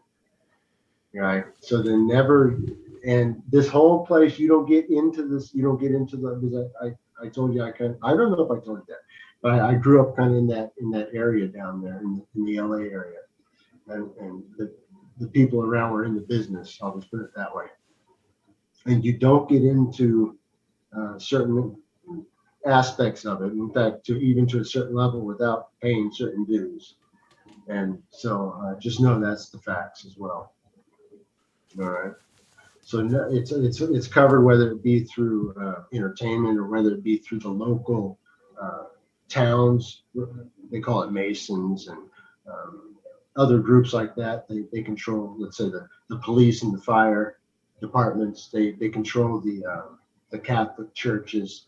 Those are all, they call them something different. They don't call them Masons, but they call them something different. But they're all the same group, basically.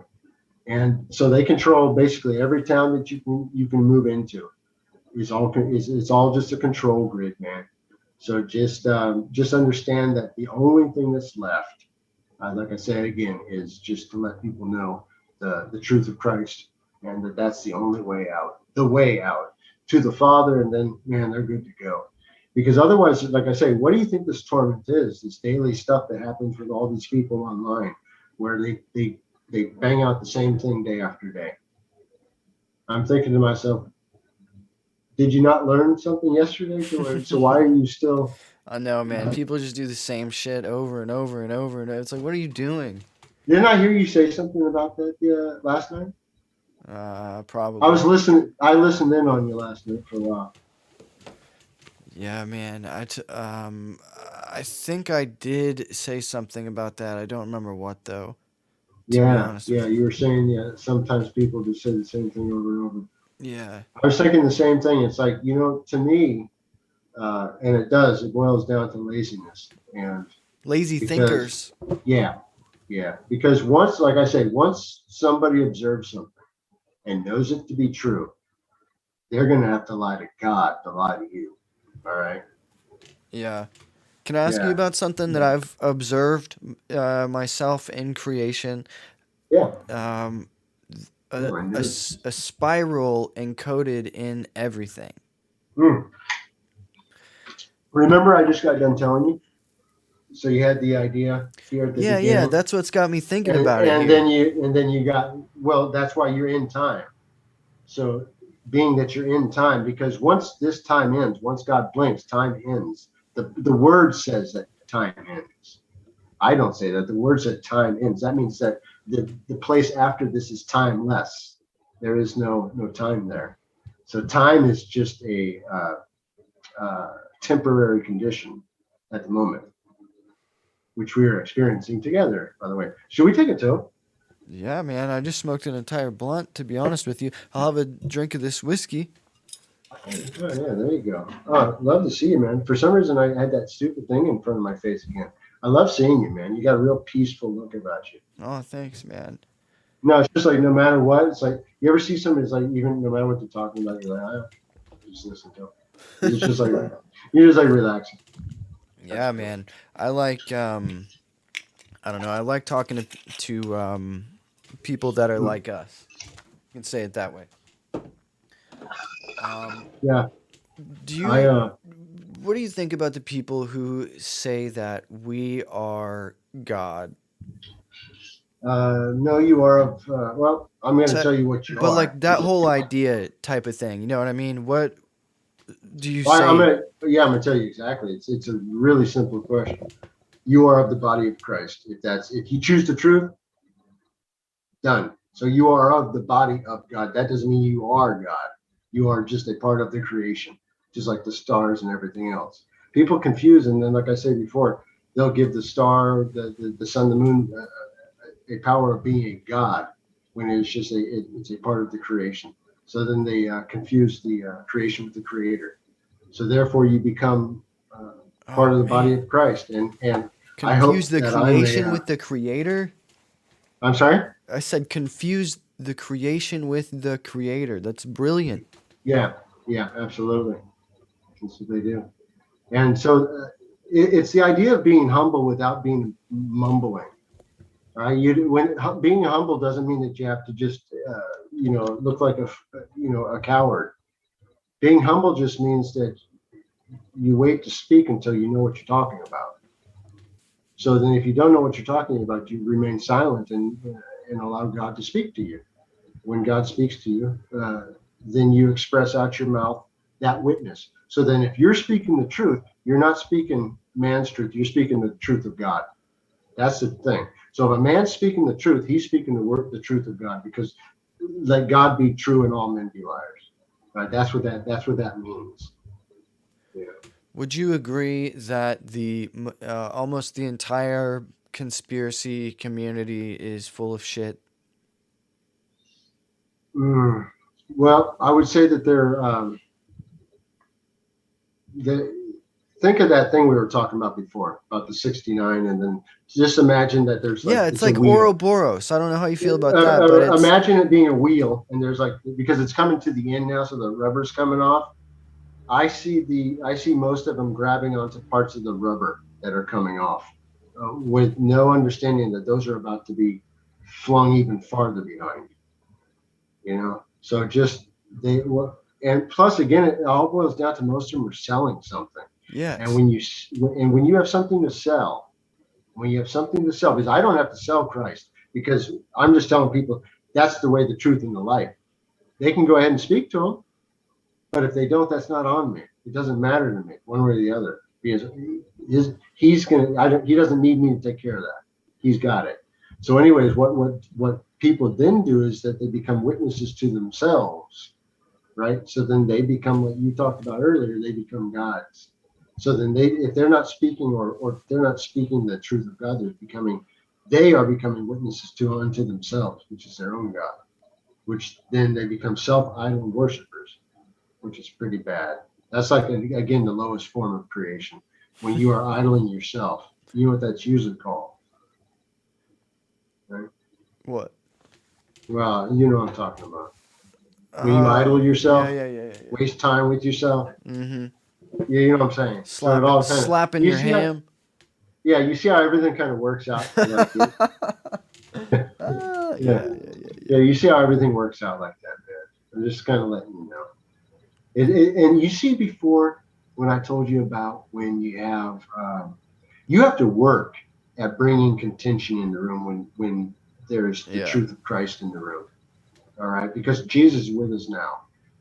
And so someone would have to be very hard-headed to come in and cause a commotion in this room right now, because we're with God. So then, if people were like this, this is the state that at least we can get to here in this existence. All right, so then we're living that right now. So and it's pretty good, man. That's what I was trying to tell a lot of people who, when they hear a lot of these sort of ideas we've been talking about here today, they'll, like I was talking about earlier, they'll view it as negative, or they'll be like, oh, well, that sucks, or that's disappointing. And I'm like, no, don't you see? I'm having a great time. Things are great. I couldn't be better. Oh, yeah, man. You know what I also like is that green mic you got. Right? Oh, yeah, it's to match the warp pipe here. Yeah, because I was telling Eyes, I don't know if you know that guy's show, but I told him my favorite color was green, and it always has been, and for many reasons. But green is I always find to be, when I look out the window, in fact, I see leaves. The green is what relaxes me the most. And then blue allows me to then reflect on things.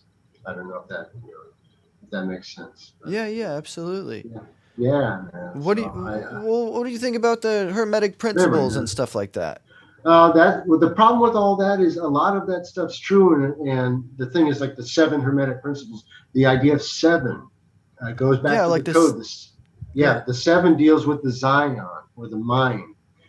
Also dealing with now what we're doing is we're leaving the truth of the matter, and now we're going to go into a side shoot, which is Hermeticism, or those that follow Hermes, because that again is a fallen idol, because that leads you into this idea that you have to then progress through these steps, to 7 steps, in order to engage into this full enlightenment, and it's all bullshit. It's truth of somebody who knows, let's say, part of certain truths, and then they mix it in with like traditions of man. So although I've read the book, I have an issue page, which I'll send you a link to too. I have the whole a couple books on that subject on there. I'm going to let you know, just to save you a lot of time, that it's a waste of time, and that the mind of Christ will teach you fully and completely all of that nonsense. It'll tell you all of that stuff is nonsense, because it gives you the truth of the matter in the nutshell. And then it takes all the nonsense, all the chaff that they add to it, and just gets rid of it. Because it's almost like a dumbed down version of the Masons, with a lot of their allegory and a lot of their stealing of Old Testament lore.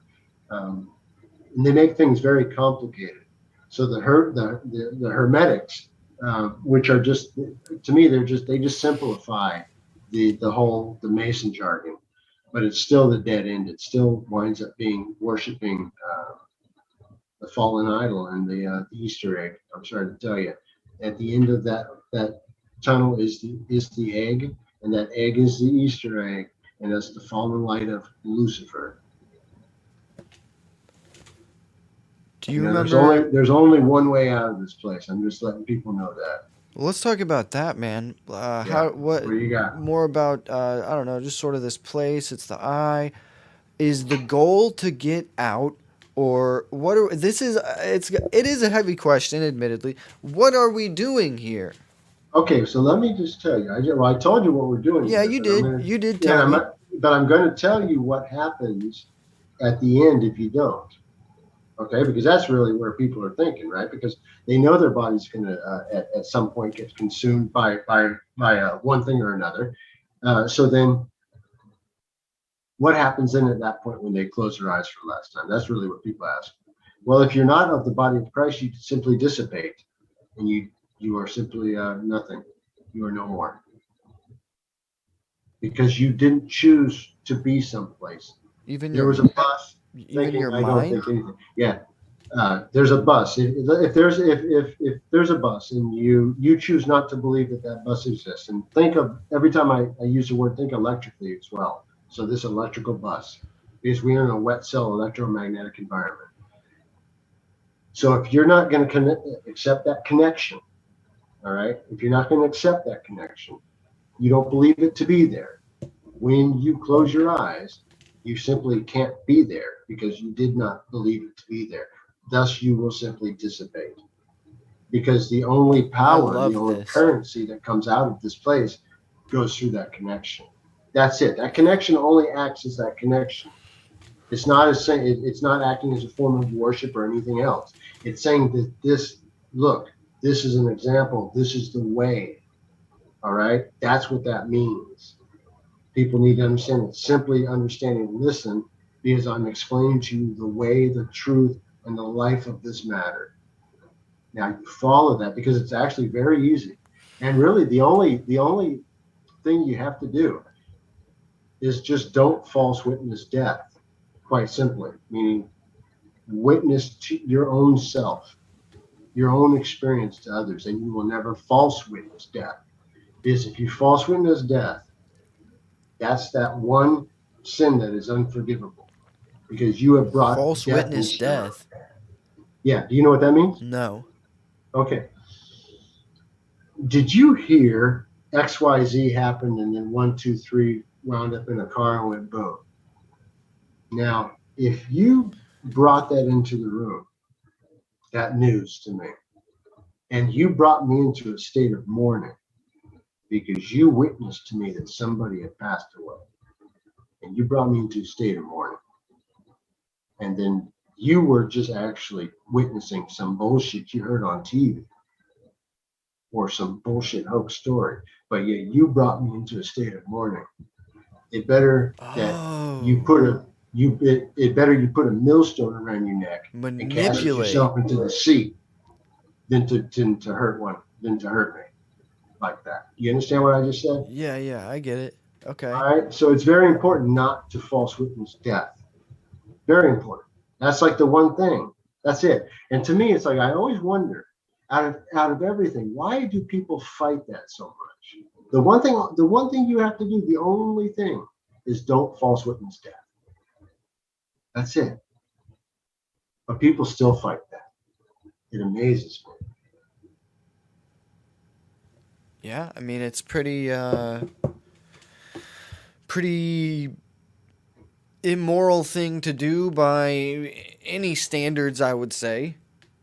But and just think about what it does to a room. Like okay, we're chilling, we're relaxed, we're having a good time. Somebody brings that demon in the room, the energy changes. Yeah, it's a dick move. Yeah, it's a dick move, man. So a dick move. Think about it. Or, so that's where you live, man. Woo! That's where we live right now. We live. That's where we live. We live in that environment where your peace is constantly being dicked with. Right? That's basically what you just said. Yeah, that's perfect. Yeah. It's a mess. Well, I have this last little mushroom. Oh fuck yeah, man. Well, that was the end of my little. I had a 2-gram go, and I took it slowly over the last 2 hours or 3 hours, and I was relaxing with that along with some cannabis because I always like this is what I like, man. I like the Father, I like the Mother, I like Jesus at the wheel and me driving, meaning that I'm asking Jesus, hey, what's that? Hey, what's that? Hey, what's that? The Father again being the mushroom, the Mother being the cannabis, Jesus at the wheel being driving me on this trip I'm on, relaxing, and me being the driver, like in special ed, I have the wheel that doesn't really work. I'm like, show me this and show me that, Oh, dude, that's a fucking awesome metaphor. There you go. Yeah. That for explaining kind of life, you're at the wheel, but it's probably a fake wheel the whole time. Woo! Yeah. Oh man, let me tell you something. And that's one of those ways that magic's. I'm going to use the word magic in the idea of bending time. Bending time is memory, meaning that if I can cast my memory back to a time that I regret, I can build a picture. I can tell you detail. But then what happens is that I allow that then to then recast or then to reflect into my current state, my current time, and then to re-envelop me and then to bring me back into that state of mourning, bad moods, blah, blah, blah, blah, blah. You get what I'm saying? Yeah. I don't know. I just wanted to bring that back up to you because everybody is responsible for their themselves. They know when they're not in a good mood or a bad mood. So then they know that they should then do something about that. And they're usually in a bad mood because they're thinking about or having a remembrance of or projecting something onto somebody. Yeah, that's huge. Right? Yeah. And then what they need to do is just ask Christ, put that burden on Christ, which is, like I say, to me, it's one of those things that I very rarely like to do because I feel that the gift given to me is such that I never want to do that. So I'm always like, okay, no, what I can do is just not think about it anymore. Boom. You see what I'm saying? Because I don't want to bother Christ with the stuff I can deal with myself. You see what I'm saying? That's where that fake wheel comes in. You know what I'm saying? So I think that's what I'm doing. I'm thinking, oh yeah, that's what I'm doing. He's actually taking care of me. But I think that's what I'm doing. You know what I'm saying? So that's where I'm driving. So it's been a very interesting time. And hey, can you imagine? You saw my video on the Adam and Eve, right? Yeah. We played it on the show. Yeah, I remember you told me you did that. And what would you think about that? I thought it was pretty good. I couldn't help but look at. I have the heart tattoo on my wrist. Oh, I noticed that too, man. I noticed that too. I was just And I was thinking, as you close that, it becomes that seed that becomes, so then that's the idea of the heart being in love, because those two become one. That seed then grows the tree, which then becomes fruitful through generations. Yeah. Right? Yeah, man. It's all good. I'm happy to hear about you getting married. That's awesome. Yeah, thank you, man. It's pretty good. Yeah. Me and my wife, we've been together for like 7 years, and we have a Right. kid together and stuff. So we've pretty much been married before. Yeah, I was married in 1988. Dude, what was the past like? Like the 70s or 80s and the 90s? Man, I'll and tell you all that about shit. this. I'm so happy that you asked me. I was this. born in Unless 92. people- Oh, I'm sorry. I said I was born in 92. Oh yeah, I was gonna say, man. I was like, man, I wish I could take you back to the 70s, man. All right, as a kid on the 70s, imagine that you're on a banana seat, swing. Did I drop you? No, yeah, you're good. We can still hear you. Oh, okay. Okay, good. Yeah. So imagine you're on a banana seat, Schwinn, going down with your little Levi's jacket with a patch that says "Keep on Trucking." All right, and you're just rolling down the street, and you hear people playing, what today is classic rock, but it's brand spanking new because they're playing it on the vinyl in their garage. Brand spanking. He's like, dude, and they're all like standing around, like all checking out this latest vinyl. And I'm looking at them like, man, because they seem so much older. I was like, man, they're listening. So I have in my head, like right now, like Eruption. Eruption. Yeah. All these different songs, Purple. I didn't know, and they had these shirts, and a lot of the bands had these pretty gnarly graphics. And I was always, and I'll tell you, I was always kind of repelled a little bit about kind of the imagery of some of it. Yeah. But then I would listen to the words, and I'd say that, okay, there's wisdom there. There's something there, So it's almost like it's and that was kind of when I first started noticing this kind of world kind of has like a layer on a layer on a layer kind of idea, to where it's like maybe there's something there that kind of looks scary.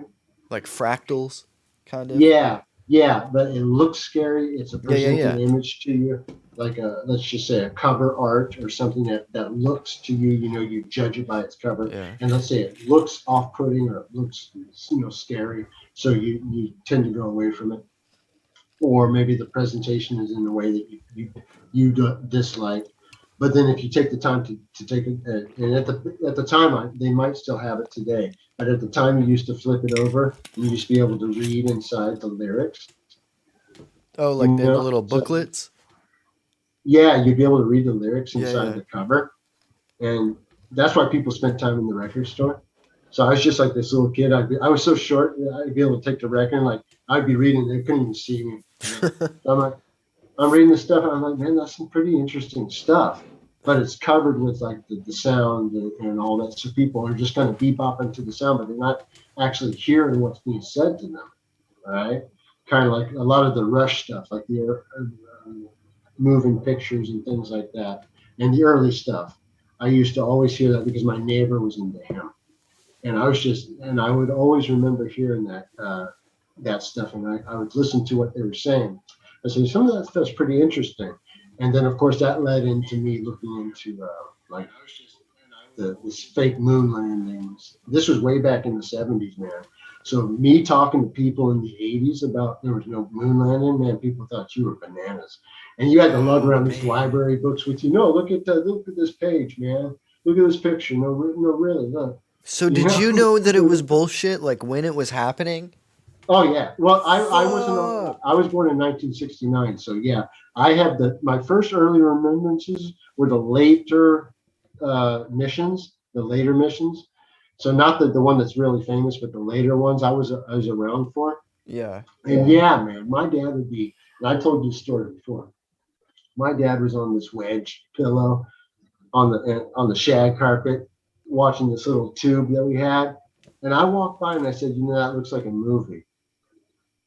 And he just looked at me. I still I was telling, I think I told the story on that one point. I in my head now, I can see his look at me, and I'm looking at him like that looks like a movie. And I look back at the TV, and then by then I'm past where the kitchen started, so it's like out of my frame now.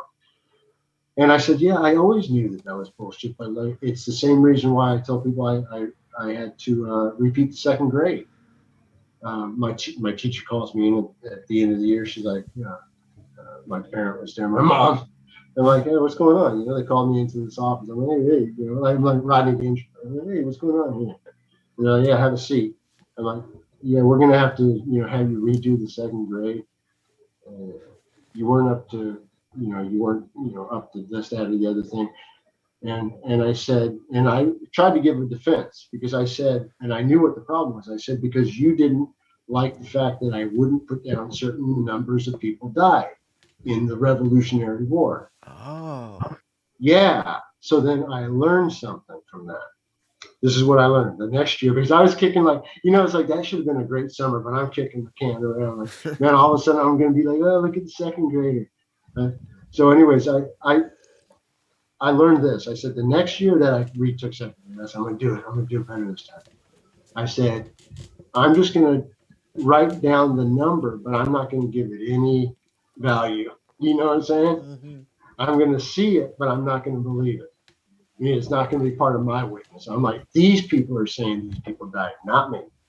You see what I'm saying? Yeah, that's how I thought of it too. Yeah. So when God comes, checking the ledger, which he's going to, all those people who are false witnessing death are going to have to account for it. And they're going to have nothing. All the rest of it gets waived. He's like, okay, everybody can go except for, all you that false witness death.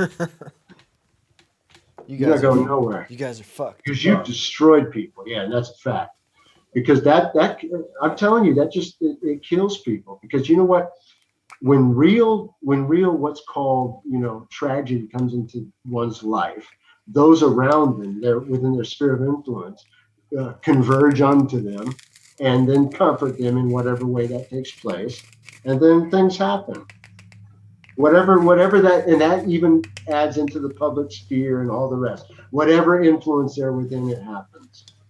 And so then people need to not go down that road too far. You know what I'm saying? Yeah, definitely.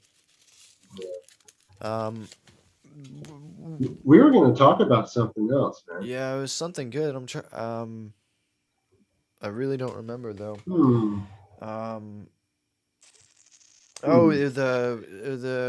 The past, the 70s and the 80s. Oh man! Let me tell you something about. I guess I can go back to, because that shit is wild to me. You were there. You remember that shit. Oh, and my memories goes. Everybody else that I can ask that is fairly indoctrinated still, so it's really wild to hear what it was like. So let me tell you what I'll tell you what, like, I went to Sears one day, and this would be in the 70s. And I'm walking around Sears, I'm looking, and Sears used to be the spot, dude. Sears was booming. And let me tell you, malls used to be the thing. Malls used to be booming. So anyways, I'm looking around, and this was like, if you've ever seen Christmas Story with Ralphie, I'm not sure if you've ever seen that, but I'm that kid. I'm looking around, and then all of a sudden I saw the Atari 2600. I was like, oh man, that's the Atari 2600. And I said, Dad, that's it. That's the one that even comes with the paddles. And so anyways, I was sweating it out. I was sweating it out for a long time, but he finally bought me that thing. And I was playing Pong, dude. I'm actually telling kids, I'm like, dude, come over here. I got Pong. And so I'm getting my buddy Tom Ayer. He's right up the street, 3 houses. I'm like, hey, Tom Ayer. Tom Ayer, I got the Atari 2600. Come on. And he's like, what do you do? He's like, I'm like, check it out. You spin these little deals right here, and the thing goes up and down, and you bounce the ball around. He's like, dude. So we're bouncing that thing around, man. We're like, yeah. That's the best thing ever. It was awesome, man. I was just thinking, oh, I have another memory with Tom Aaron, actually. There was a movie at the time, because VHS was a big thing at the time. Because if you couldn't go watch it at the movie theater, you had to wait till it came out in the VHS, and they made it like 6 months. So finally, this movie came out called My Bodyguard, and it would have been the one in the 80s. Not they've redone it with several times, but this would have been the 80s version. And it was about kind of like a high school kid who was getting bullied, because at the time I was getting bullied by this kid up the street called, we'll just call him Todd. Anyways, so I watched that movie with Tom Aaron, and Tom Aaron's from Iran, and that whole street was all computer. All the dads were all computer geeks. Anyways, so we're watching it, man. I was like, dude, I said, Tom Aaron, go call Todd, because in the movie, like the guy was, he beat up the bully and he made everything great. So I was like, go get him. And Tom Aaron's like, you sure about that? Yeah, Tom Aaron, go get Todd. So Tom Aaron runs down the street, because he just lived 2 houses past him, to get him. And then I'm out in the front lawn. I'm like bouncing around and stuff. And all of a sudden, Todd's coming down the street. I'm like, oh, shoot. I'm like, now what did I do? Right? So I'm dancing around the grass a little bit. And then I look down, and Todd's foot catches the sprinkler. He falls back, and he sits on a newly cut branch from a tree, literally like, I'm going home, guys. I was like, hey, there you go. So God was taking care of me even then. But the thing was that people, the way that we were like turned, people thought I did something. So the kids were all cheering for me. So yeah, that happened. That would have been like 82, man. So just think of like Sandlot or any one of those 80s movies with kids. Like before, because we always spent time outside, man. We were always outside. Always out. No, I don't care, rich or poor, it doesn't matter. You were always outside. So the streets were always carnivals after school.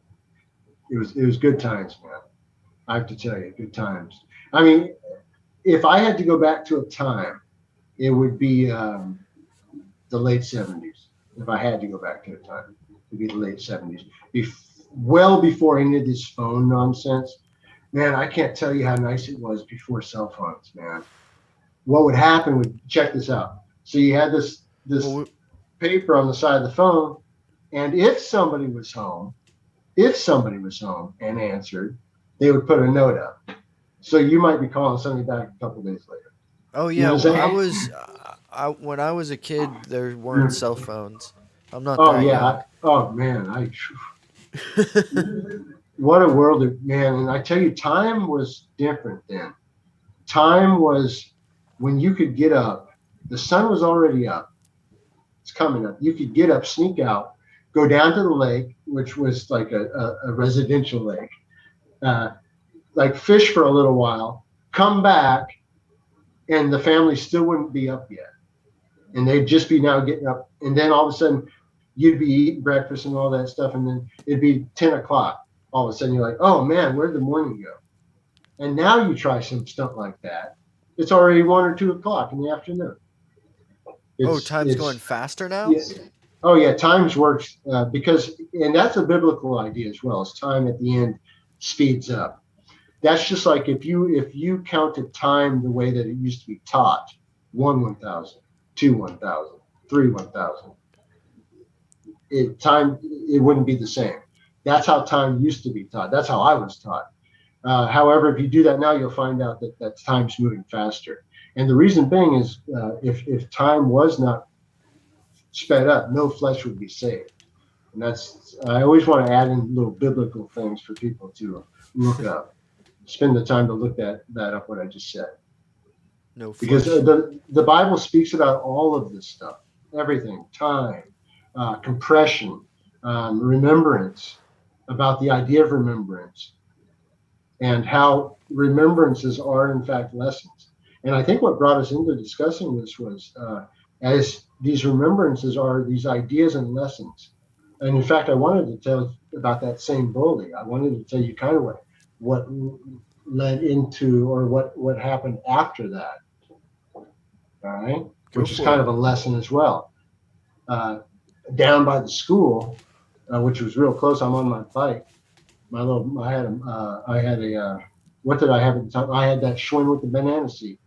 I'm rolling it down, and then all of a sudden, him and this other bully, which was Tom Ayer's older brother, was there, and then they grabbed me, right? And I'm the shrimp, man. Let me just tell you, I was big in my head, but I was a shrimp, like small, puny. And so they grabbed me and they cracked an egg on my head, and I had this like really bushy hair at the time, and they cracked an egg on my head, and I was like, oh man, I'm pissed. But I was like, nah, I'm not gonna like worry about it. I'm not gonna cry. I'm not gonna do it.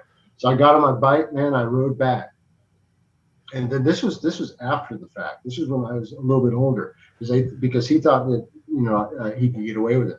I went and I found those jokers.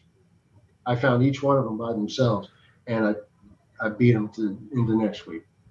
But like I say, that was You just assaulted them?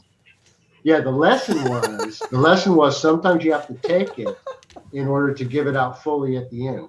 But then what also the lesson is now for me is that I now give all that kind of that beating or that physical stuff I let God handle that now. You know what I'm saying? Now you just give verbal beatings. Yeah, I just do the verbal beating. Just kind of I hope to keep people in the way. That's it. What do you think about the power of being mean? I'm sorry? What do you think about the power of being mean? I guess maybe mean isn't the best word. Maybe I should say like stern. Well, no, yeah. Forthright.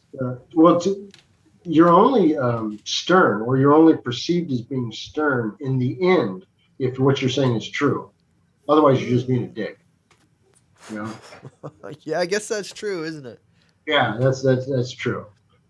So that's the way that works. I mean, everything. You know what the thing is that everything works down to a very final point, which allows you to have more physical time to be with God, meaning more quiet time, more relaxing time. In fact, like just more enjoyment, like more laughing and kind of enjoyment.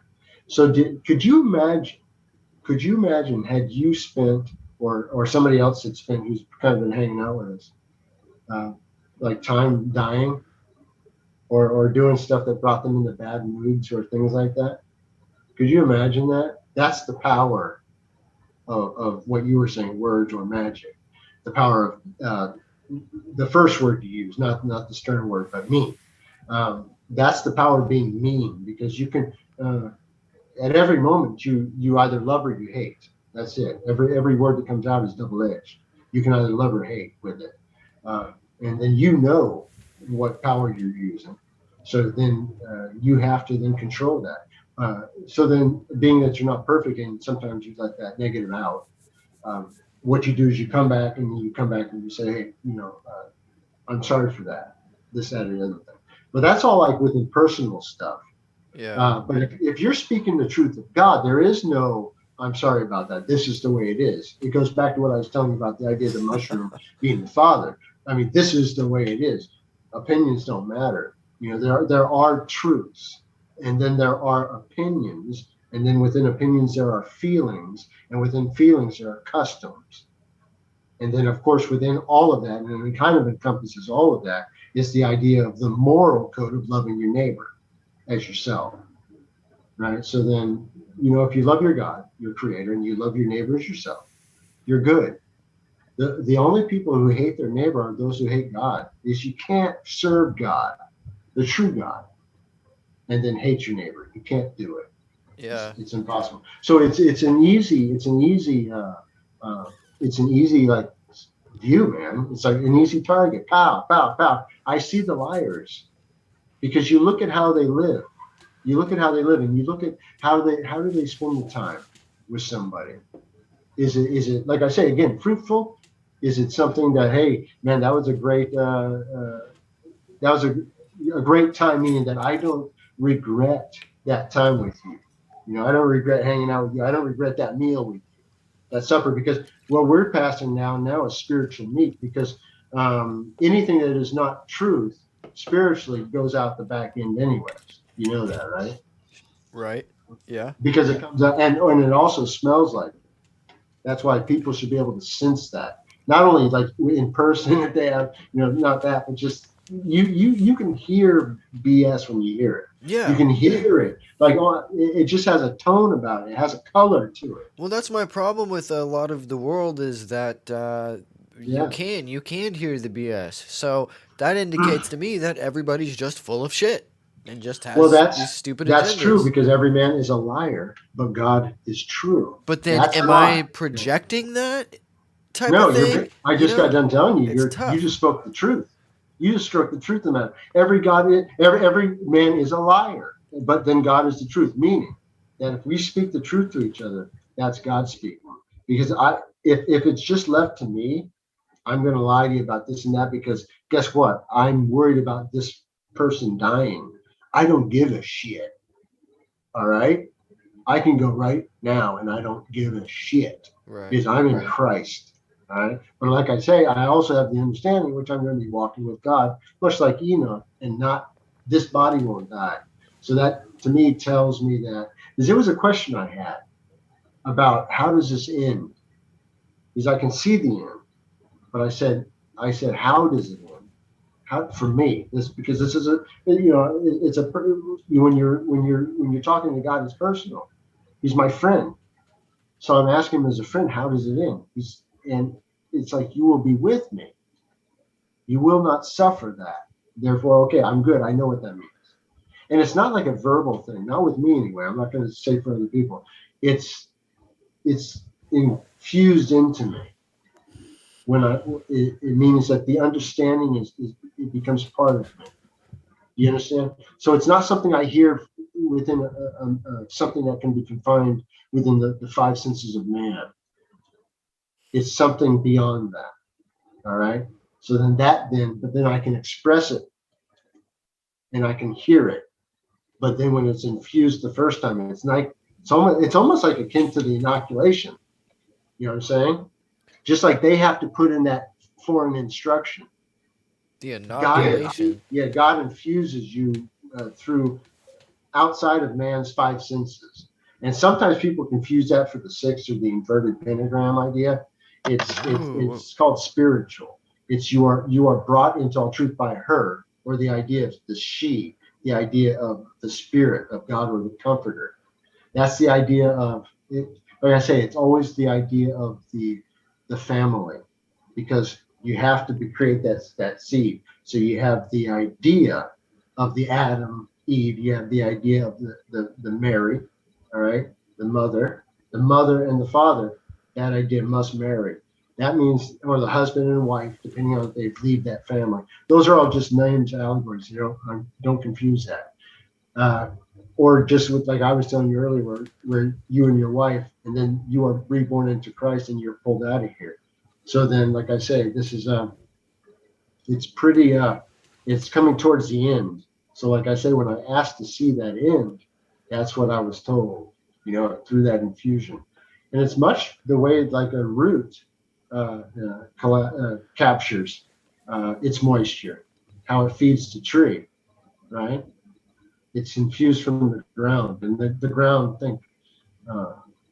spiritually, the ground is where are you grounded? My grounding is Christ. That's my foundation. Other people are grounded in the world.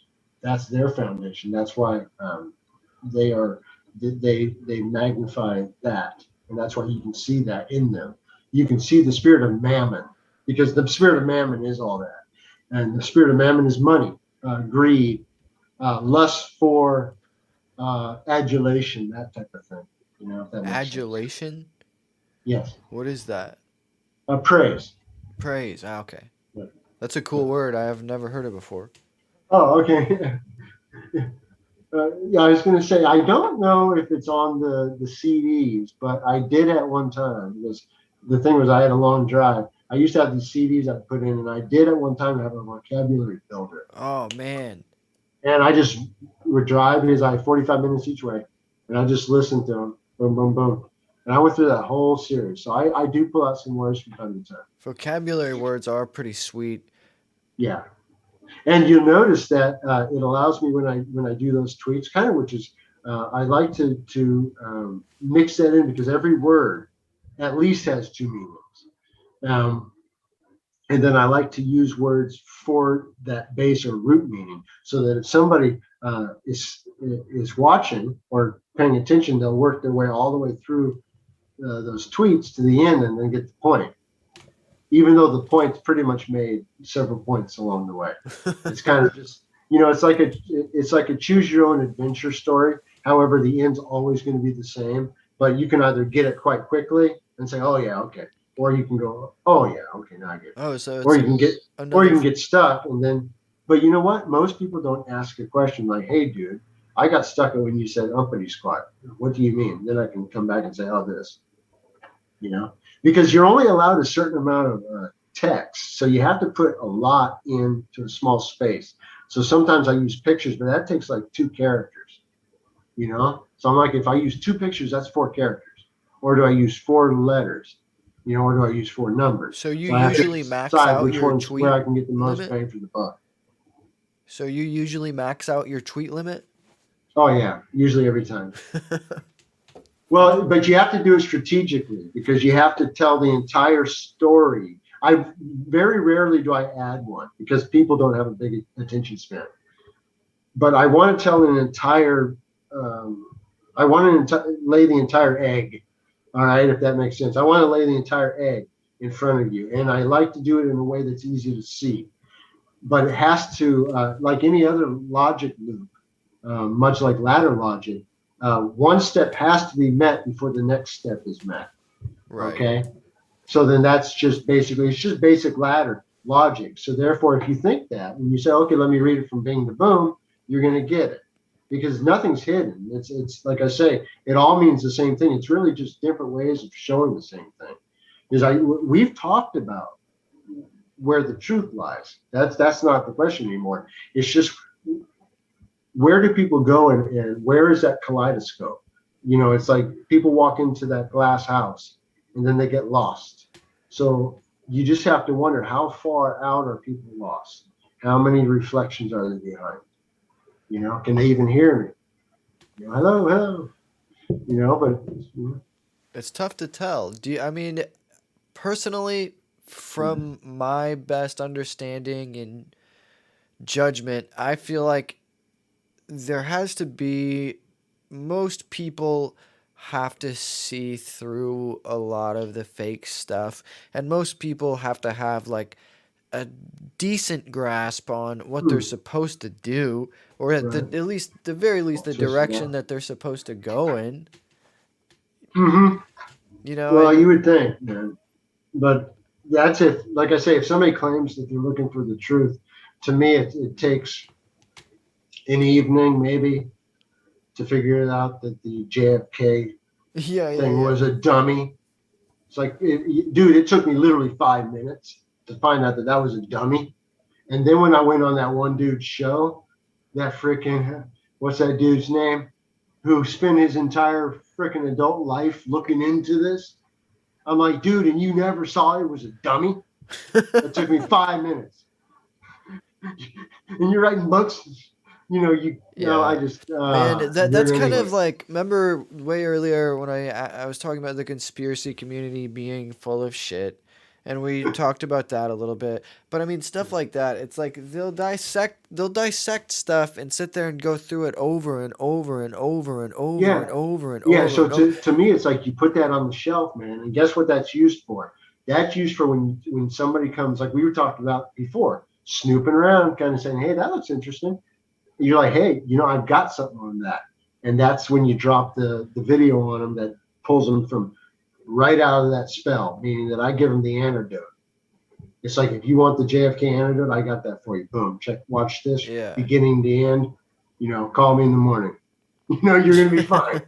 I just done exercise that spirit out of you.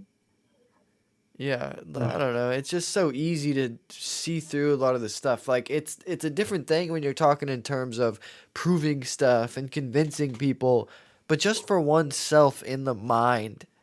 Well, being able to see these patterns. About that whole proving thing, and here's where I had to learn this. You don't have to work hard on proving anything. You just have to present all the tools or all the abilities or let's just say the recipe. And that, like I told you about how to see across the plane. If you follow everything I told you about, you then will see that. And guess what? Once you see it, your mind changes to a point that I become irrelevant.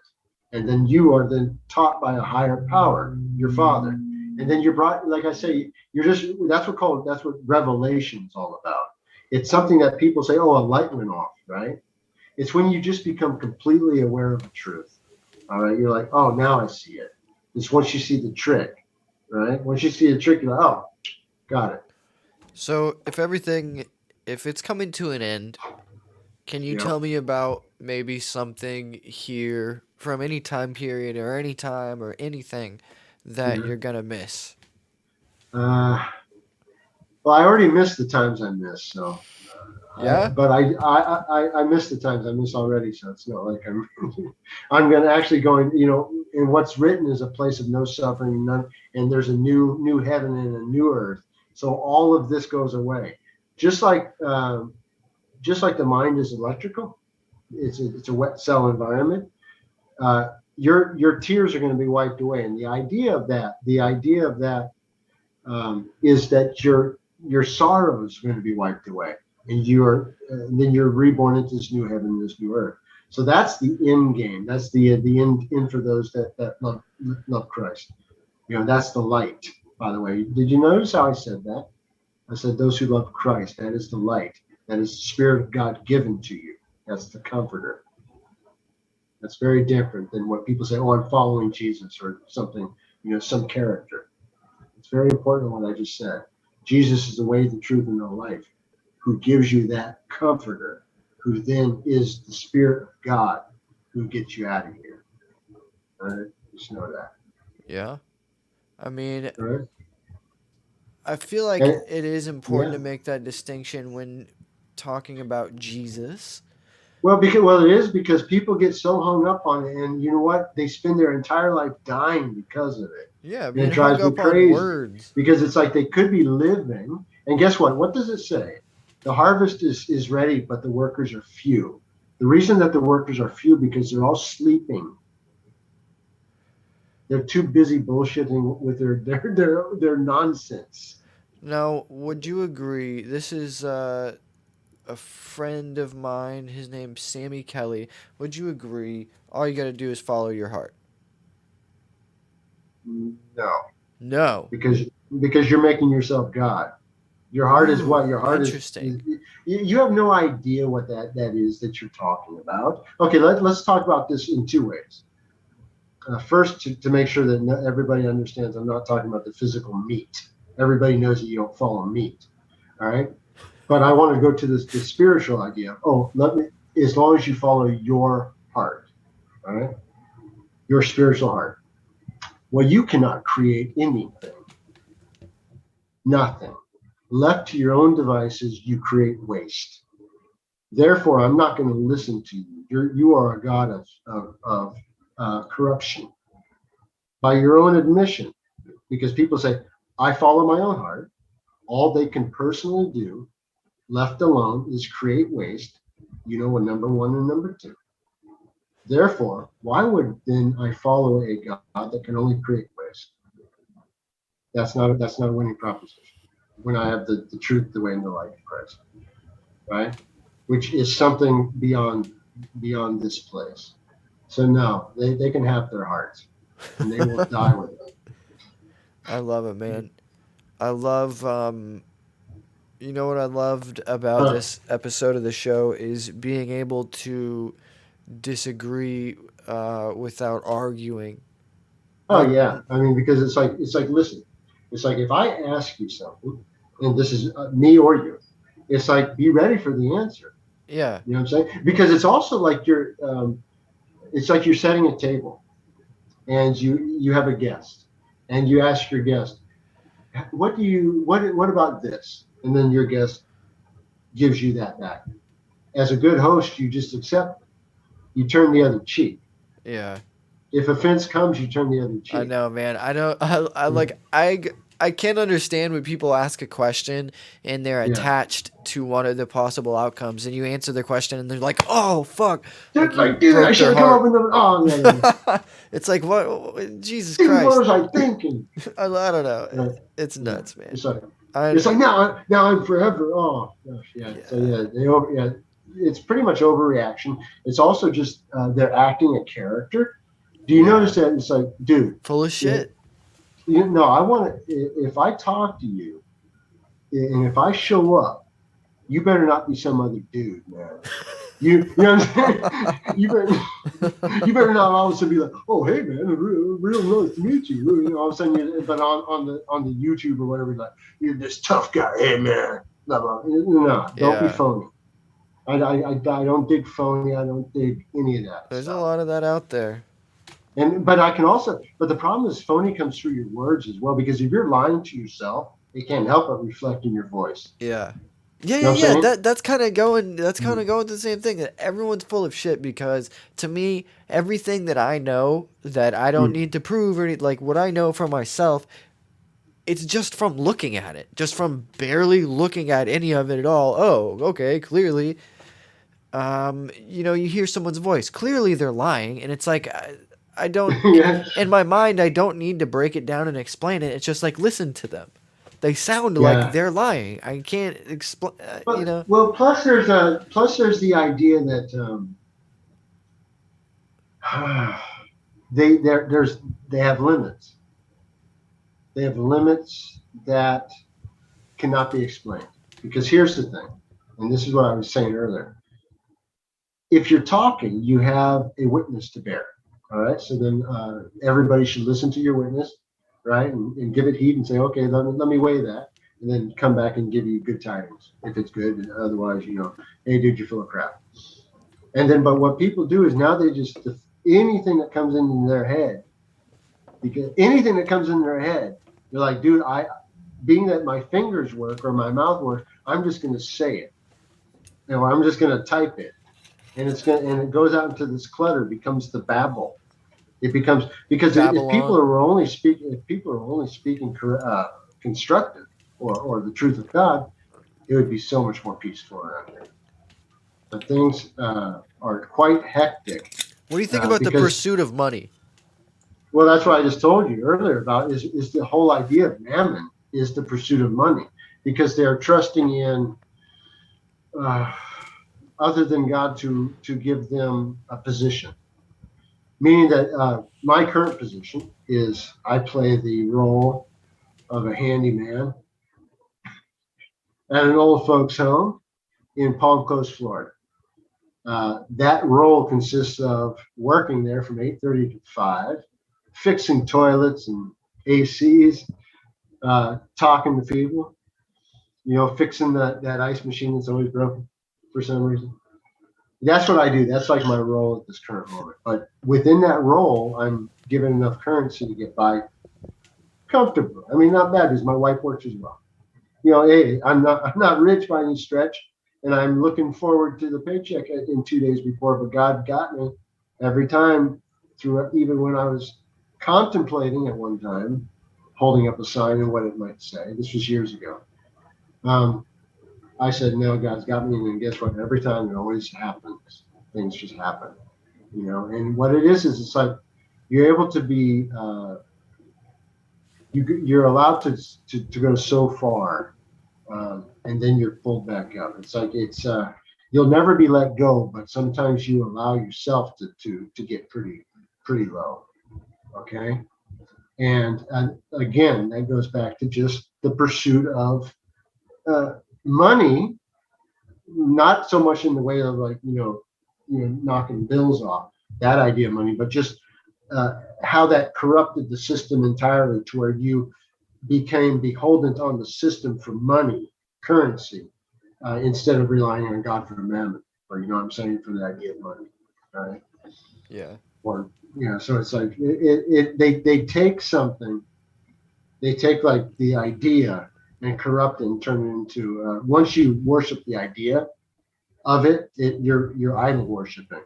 Because it's just like, if the daily bread is given to you, it's like you're supposed to look at the birds and everything else. They Yeah, also eat the exactly, same. dude. Exactly. Like even if on a surface level understanding, like why does everyone want money so bad? Or they want the stuff that it buys, but even on a surface level understanding, for what?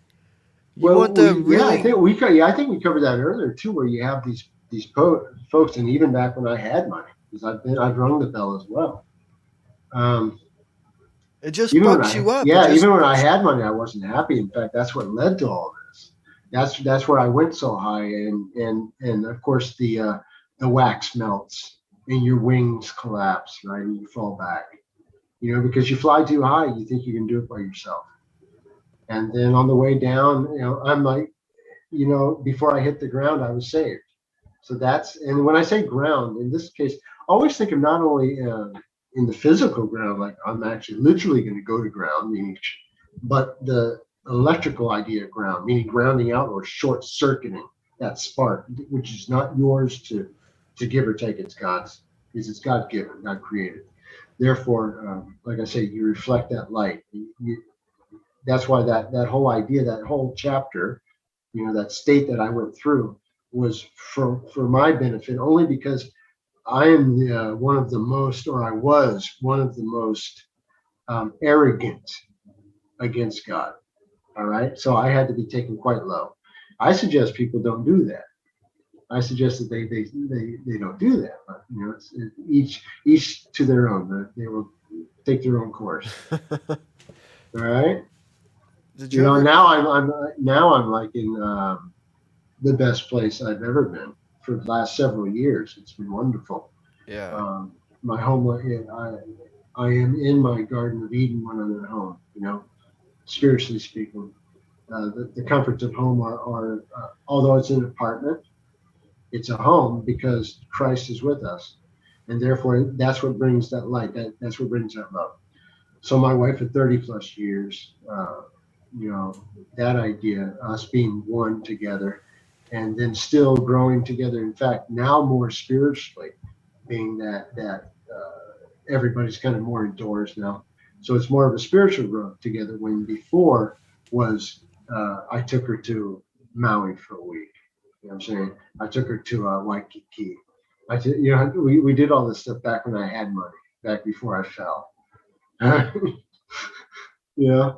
So anyway, so we did all that. We did the physical thing, and so we had those ideas. We have those memories. We have the little Bell helicopter flying around Maui, which was awesome, man. That dude flying around. He's like, you know what? We have our little headphones on. We're flying, just four of us in there. He's like, you know what? Because we started bouncing around. He's like, don't worry. He's like, you don't scream unless I scream. Because I was like, oh man, because that thing was like bouncing around. It was that thing from it looked exactly, well, not the same color. It was just one color, but the same size as the one on Magnum PI, I want to say. But it fit four people. What a time that was. Like I say, I was allowed that time, and I'm thankful for that as well, because it also taught me lessons, which I wouldn't be able to know otherwise. So everything for a reason. A lot of people I've heard, some people call this a new age bullshit. A lot of people I've heard think that we're just here to learn lessons for right now. No, you got to get it right, actually, because otherwise the end is dissipation. Just letting you know. So you don't come back. Gonzo. It's the idea of Jacob's ladder, man. All right. Boom. All right. That's the idea of a Jacob's ladder. What happens to that spark when it reaches the top? Boop, it's gone. Because guess what happens when it's on the straight and narrow? It keeps going. What happens, Jacob's ladder? Time of Jacob's trouble. Bang, bang, bang, bang. Boop. Off. Same thing. It's all lessons. And those are the lessons to learn. But people don't want to learn those lessons because that's what leads to life. And then they'll stop babbling. But they want to learn their lessons that allow them to continue jotting down their own personal gospel daily, and sell it for, shekels or whatever they're selling it for. Yeah. Did you ever hit that? Did you ever hit your bong? I think I'm going to right now, man. Yeah, man. Oh, man. Oh. Yeah, I was going to say, I was also kind of feeling like doing like a little wax tube.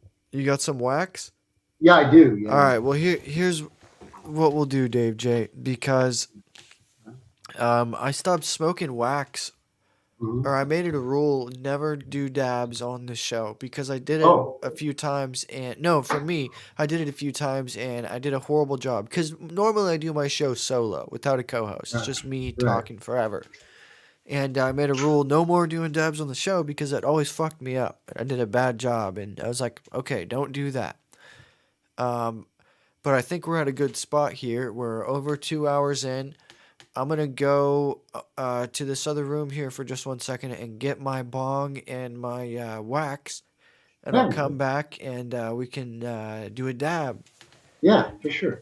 That'll be sweet. All right. And feel Let's do free that. to talk here now and say anything you want to say so that there's not a bunch of empty space.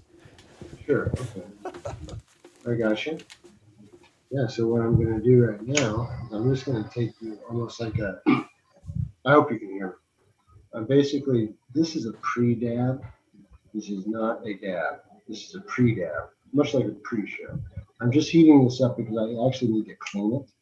And I'm not, oh, I guess if you can see me. I just need to pull a little wax through it. Just to make sure it works. And it works fine. So that's what I was doing because I wasn't sure if they had been cleaned out properly earlier. And what this is called is it's you can't see it on the if you're listening, but I'll describe it. It has a metal tip, which is much like a straw. I call it a snorkel, but it's called a nectar collector.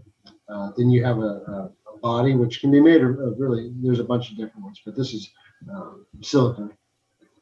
It's just the tube which allows you to draw vacuum. You'll go ahead and heat the tip with a torch. You then touch it into a glass container that has your wax product.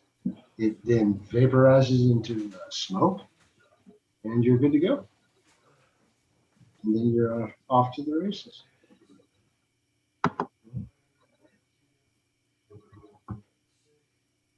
Yes, and and I also have, I usually like to do this one. Because you know, I told you about green, right? So I have my favorite color green on my sheath on my clear bone. So that's what I usually like. This is my normal day-to-day piece right here. I was just describing kind of what happens when you do a nectar collector dab, which is what I was wanting to do. Oh, nice. I use one of those all the time. Those things are fucking sweet. Oh yeah, I find it quite efficient.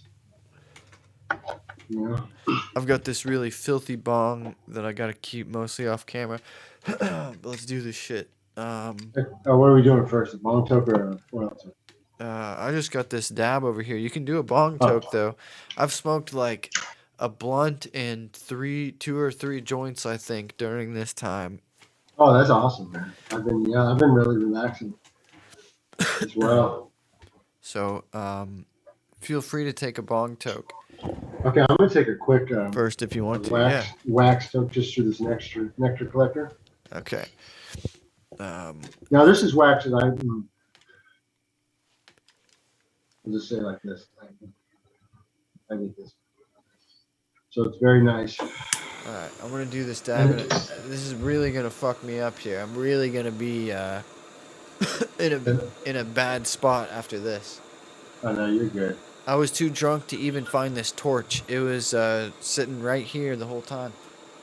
Oh, are you drinking also? Yeah, I've been drinking whiskey this entire time too. Oh, I see. Yeah, I quit drinking. This is just a personal thing with me. Is I just it happened just one night. I was coming home and I fell down drunk in front of my son. I was like, dude, fuck. I woke up. I said, you will never do that again. Period. And then I never drank again. Yeah. Yeah. Oh, I should have told you. The reason I'm really into dabs and tokes is, man, I had a cannabis shop for 6 years in California. Oh yeah. So I did the whole thing. You called me. I had the menu. I had the videos. the reviews. You called me like, hey, what you got? I'd be like, well, I got this on for the quarter. I got this. Yeah, hit it. I got this for the ounce, whatever. And I'd show up. I'd be like, here you go. Check it out. All right. Are we doing a tote? Man, How did I? I worked at a dispensary here in Oklahoma for like 9 or 10 months last year. I was always thinking it's like I lose my lighter, but I always find it work. I find it. Man, I was not ready for that. And what do you think about these people on Twitter now? Very extremely fascinating to me, who think that everyone in the media or everyone in Hollywood is trans. That everyone in Hollywood is a transsexual, and they make all these breakdown pictures and stuff like that. Well, there's a lot of them who are. That's for sure. Yeah. Oh yeah. I did a video on a couple of famous ones. Did like you? Big Mike. Who was it? Well, of course you have Big Mike Obama. Everyone knows that one. Then you have Princess Kate, Prince Kate. I even wrote a song about that back in the old days, back in 2016. It was called "Flat Asses and Man Legs." Flat asses and man legs. Yeah, it was in reference to the Princess Kate being a tranny. Come on, that's an easy one. What were the? I'm trying not. Yeah. What So were it's the called lyrics? Flat Asses and Man Legs. Well, in the video as I'm singing, I put up a picture of Prince William oiling. Let me explain this. Oiling the back end of a dude. And What the fuck? They said that back end of that dude was a stolen picture of Princess Kate. I said, if that's Princess Kate, that's a dude. Is those ass? I'm like, dude, I know man ass. I'm just not saying. That's a man's ass. I know man ass. Well, yeah. I mean, you can't help but know a man's ass. You can't confuse a man for a woman's ass, can you? Yeah, I guess that's true. So you know a man's ass, Yeah. and it's like I saw that and I said, dude, that's a man's ass. So then I wrote. I never thought of it like that before. Yeah, and I said Prince. Oh, and then I wrote another song called Princely Oiled Butt. Princely oiled butt. Yeah, I said, what did I say? You thought about a queen. You maybe even thought about inside. Yuck. Turns out it's just a blokey dude with a princely oiled butt. What did you do with it? Like, did you record these songs? I did, of course, and it was on my fourth album, which was. You have albums? Nah, I'm just messing around, man. Everything I man. do. No, that's all true. What I just told you, but I have albums. You could have lied to me. I would have believed. You do have albums? I do, of course I do, but I don't. I just call them albums just because I'm just kind of playing. But they are songs I wrote, and I am performing for real. There's a lot of them, and I can send you those videos, man. I have a lot of different songs, man. I have like the Sandy Hook song. I have. Oh, that's a good one. I have I think one of my favorite during the tornado hoax that they had was the lady in the blue fat suit. I said, lady in the blue fat suit, lady in the blue fat suit. If I ever see you, I'm gonna kick you in that fat caboose. And then I had, then they had an Asian hoax, and they had a lady in a green moo. So I just kind of changed a little bit. I said the lady in the green moo. That was also another big song. Then I had, like I said, I had a bunch of them, man. Because I used to finish all my hoax videos back in the old days, like 2016, with a song or a skit of some sort. Like I'd do a skit, I'd film a skit or whatever. Oh, that's sweet. Hoax videos. So, okay, just to throw a complete random one at you. This is something that like it just gets everyone kicked off of everything forever talking about. But the Sandy, you said you had a Sandy Hook song. Oh yeah, I said let me remember that. Actually, I still have part of it. It also dealt with the kid, the one who cannot be named. All of a sudden, I can't hear you now. What'd you say? What was the last thing you said? No, I was going to say it deals with this kid that can't be named. There's one of the Sandy Hook's kids that can't be named. Anyways, I have a song about him as well, but it's very underground because anything about that dude gets pulled. So, but my Sandy Hook song, let me see if I can remember that one. It's like, no, that was just an instrumental, man. Oh, okay. Yeah, that was just an instrumental. And then I had one ending about the, well, because the morning that was breaking in California time breaking, I went on to YouTube back in the day and I put up a video saying, hey, this is all, don't worry about it. And I broke down the names in gematria at the time. And I told people, I said, nobody died, nobody got hurt. They're just bullshitting me. They're lying to you. And so, anyways. So you were the originator of Nobody Died, Nobody Got Hurt. Oh, yeah, absolutely. In the free fizzy in the chat says, this whole stream has been lit. Been on the whole time keeping up with Tokes. Male/female metaphor was whoa. LOL. Oh, nice. Something, guys. Woo. Nice, man. So yeah, anyways, I that's when I started doing that, and it's like I was still kind of thinking on how do I, because I really wanted to talk to people about the stuff I showed you about the Adam and Eve thing, and about several other videos that I did first in 2010. But in order to get them there, I had to get them out of the hoax system. So I had to explain, like day after day, about how the hoaxes worked. And for a long time, YouTube let me get away with it. But eventually, they would just cancel the channel for usually at the time copyright, and then it moved to hate speech. Then it moved to hate speech, and it moved to you They went got all the me way for up all the the chain. same. That's what they always get me for. Those same things: copyright and hate speech. Yeah, so like especially because I used to make fun of, especially like in the 6 Day War hoax, that stupid hoax. So I would make fun of the videos because I would use their video evidence, and I would do it like almost like a Mystery Science Theater attachment to it. You know what I'm saying? Make fun of it because it was so ridiculous. And once you see the comedy in something, then you see the truth of it. You know? And then people would say, okay, once they're laughing at something that's supposed to be so gruesome, they stop for a minute and they start looking at it and they say, wait a minute, that's not what I was told it was. I just believed them. Yeah. And then, you know what I'm saying? So, and then, so it's like now you finally slow down and you finally look at something because you use comedy to make people stop and think about it. And that's why I tell people with comedy, not to just kind of go sideways, but there's no limit to comedy with me, none, period. Because it's all about my intention. My intention is about to bring you to a place. All right. So I put no limits on comedy, man.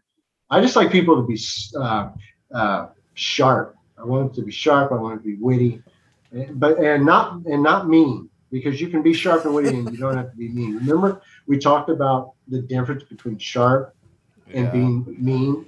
There's a difference between those two. So it's like I don't like mean jokes. I like sharp jokes. You know. I don't know. Sometimes it's kind of funny to be subtly mean in a sharp in a sharp I guess way. Like to me though, as long as the intent is the correction of the wrong at the end, if that makes sense. Yeah. Meaning Exactly. That's how I think of Yeah. it. Like I'm doing you a favor by being mean to you. And so and I also kind of put it like this with having 3 sisters, kind of mean. Like I have 2 older, 1 younger sisters, and as a younger brother growing up, you like old stories. So this would be you're living back in the time where you had like this whole household. I guess it maybe it's still in the time now, but where you had these 3 sisters and they all wanted to watch Brady Bunch, and I found the Brady Bunch to be ridiculous because I could see the AstroTurf. And I'm like, man, if you guys don't even like care about that, then why am I supposed to care about this show? But my sisters loved it. See, so that's the difference. That's like the idea of having sisters and being put upon. So or being mean to it. And it's like the one time where a sister can be mean. And like when they come into you, is when and you say, hey, how you doing? They're like, I don't even want to hear you talk. It's like, okay, I guess you love me, right? I can't stand the sound of your voice. I'm like, wow. I'm like, okay. My bad. Yeah, my bad. It's like that kind of that. So I guess see the difference there. It's like although they're mean, I still love them. That kind of idea. Yeah, exactly. Yeah, you know. And let me tell you this because sometimes I feel like I don't talk to a lot of people. So I'll tell you this. My mom calls, and I put this on a tweet at some time. She calls and she goes, ring, ring. And I go, hello. And she goes, oh, hi. Daddy and I got the vaccine. And I said, yeah, you know what? I'm not getting it. I knew you wouldn't. Love you, Mom. Love you. Click. Last time I talked to her. What the fuck? You know what? It's like you don't have to be assholes your whole life. That's like the whole thing. That's at some point, you know. So I'm looking forward to the day that corrects itself. You know. Yeah. Oh gosh, man. What do Life you is think? something. So yeah, it's like I told you though that this place puts it upon you in so many different ways, and it's still the idea of keeping it funny, man. Yeah, it's about being lighthearted. Lighthearted is where it's at. Lightheartedness. Yeah, Right. absolutely, man. So when I first was in California, I was in high tech. I was working semiconductor. I did work photolithography. I worked sputter vacuum. I worked on the maintenance side of it. I worked on Canon, Nikon. I worked with Western Digital and TDK companies like that. The cannabis thing just started, and you had to go get a card. So I said, man. So I went to this Vietnamese doctor. She was very good. In fact, that she basically gave it to anybody. So I went in there and gave her $30, got the card. And I went to the first store I could find, and I got a lollipop because I wasn't sure what type of bud I wanted. So I said, give me that lollipop and give me whatever you suggest for that bag. And he's like, that bag? I said, whatever that bag is, I'm just pointing at it. He's like, you mean the 8th bag? I said, yeah, okay, that bag. And I said, okay, give me that. So he gave me he gave me Bubba Kush. All right. So he gave me Bubba Kush and I got a lollipop. And man, I ate that lollipop on the way home, dude. And then I told you it was 45 minutes. I've got 15 minutes to go home, and because I didn't do bud really at all in my life, even through high school. I was going into the Navy, man. So I was like Joe freaking Navy. I had to keep it cool. So I'm freaking like, dude, what's this? Yes. I'm freaking, dude, I was floating. I was loving it. And I floated. I just felt like I was just blowing air out, just kind of like moving around in like this capsule, which was my car at the time. I pull in and I make a video about it. I make a review of that lollipop, and then I put it on YouTube. And that started my review channel, but that first experience. Anyways, that whole experience, and then of course I reviewed the Bubba Kush, which freaking, I thought the lollipop was something, dude. Oh, and my wife's like, what's that? I'm like, oh wow, let me tell you about it. Oh man, I can still see that stuff. Man, huge nugs. Man, so that 8th was a big nug, like a medium, and like a little topper. But the dude weighed heavy, so it was like at least 3.8, at least. Wow. Because I kind of, when I went into the business, I always weighed out 4 grams. Because I always wanted to make sure that even if the guy had like a shitty scale, it's like I was going to probably do good. You know what I'm saying? Yeah. So, you know what I'm saying? But that's just what I did when I was doing my business. All right. But I realized people who were cool, they always kind of like weighed on the heavies. I could just see it. Right? Yeah. They always kind of gave you like the baker's dozen or whatever, you know what I'm saying? Yeah. And so I enjoyed that, man. I enjoyed that time. I did hundreds and hundreds of reviews for Bud. Hundreds of them. And love that. That was a great time. That was a great many years of my life. So like I say, that was like a chapter. Like I told you, now I'm playing the maintenance guy. But when I played the cannabis dude, man, that was a fun skit. Yeah. Yeah. That was a good 6-7 years. You know what I'm saying? All right, I'm gonna read you this question from the chat from Free Fizzy. They say, what do you think about the symbolism of color? In every illusion, example, COVID, Las Vegas shooting, in my opinion, every time a relative has tried to push me to believe things, no joke, they wear purple. I don't really think they even did it consciously. Yeah. Well, I'll tell you about purple. I'll tell you about the idea of the idea of bruise. All right. The idea of blue. I'm going to start at the beginning because you need to kind of start at the beginning. So if you have red, blue, green, for example, at the beginning, and then you have on the outside, you have, into the fourth yellow. Let's just say that that's that little Q mark. Anyways, let's say you go into the blue. Now, the idea of the blue is the idea of law or authority. Now, if the authority is pressed onto you, it becomes bruised. It becomes purple. All right. Does that make sense? All right. You can see that visually if I make that happen. Yeah. All right. You can see that change. You're like, oh, that's bruised onto me. Sometimes that beating is asked for, or what I'm saying, there's a reason. Sometimes it's uncalled for. It's the world putting upon you. So when you see in the hoax realm, in the hoax store, you always have the red and the blue. That's the idea of the Masonic pillar idea. So the red and the blue, the idea of the color in between would of course be the purple cloud, or the idea of the royal purple, the idea of the crown, which is also manifested as 13, as the female, the crown, the queen idea. And then this is all the symbolism is all meaning the same thing. I'll get to that. I'll get to that point. However, the meaning of bruise at the root point is that it took the meat of your body and it left an indentation that's going to take about 14 days to go away. 14, the idea of double 7. All right.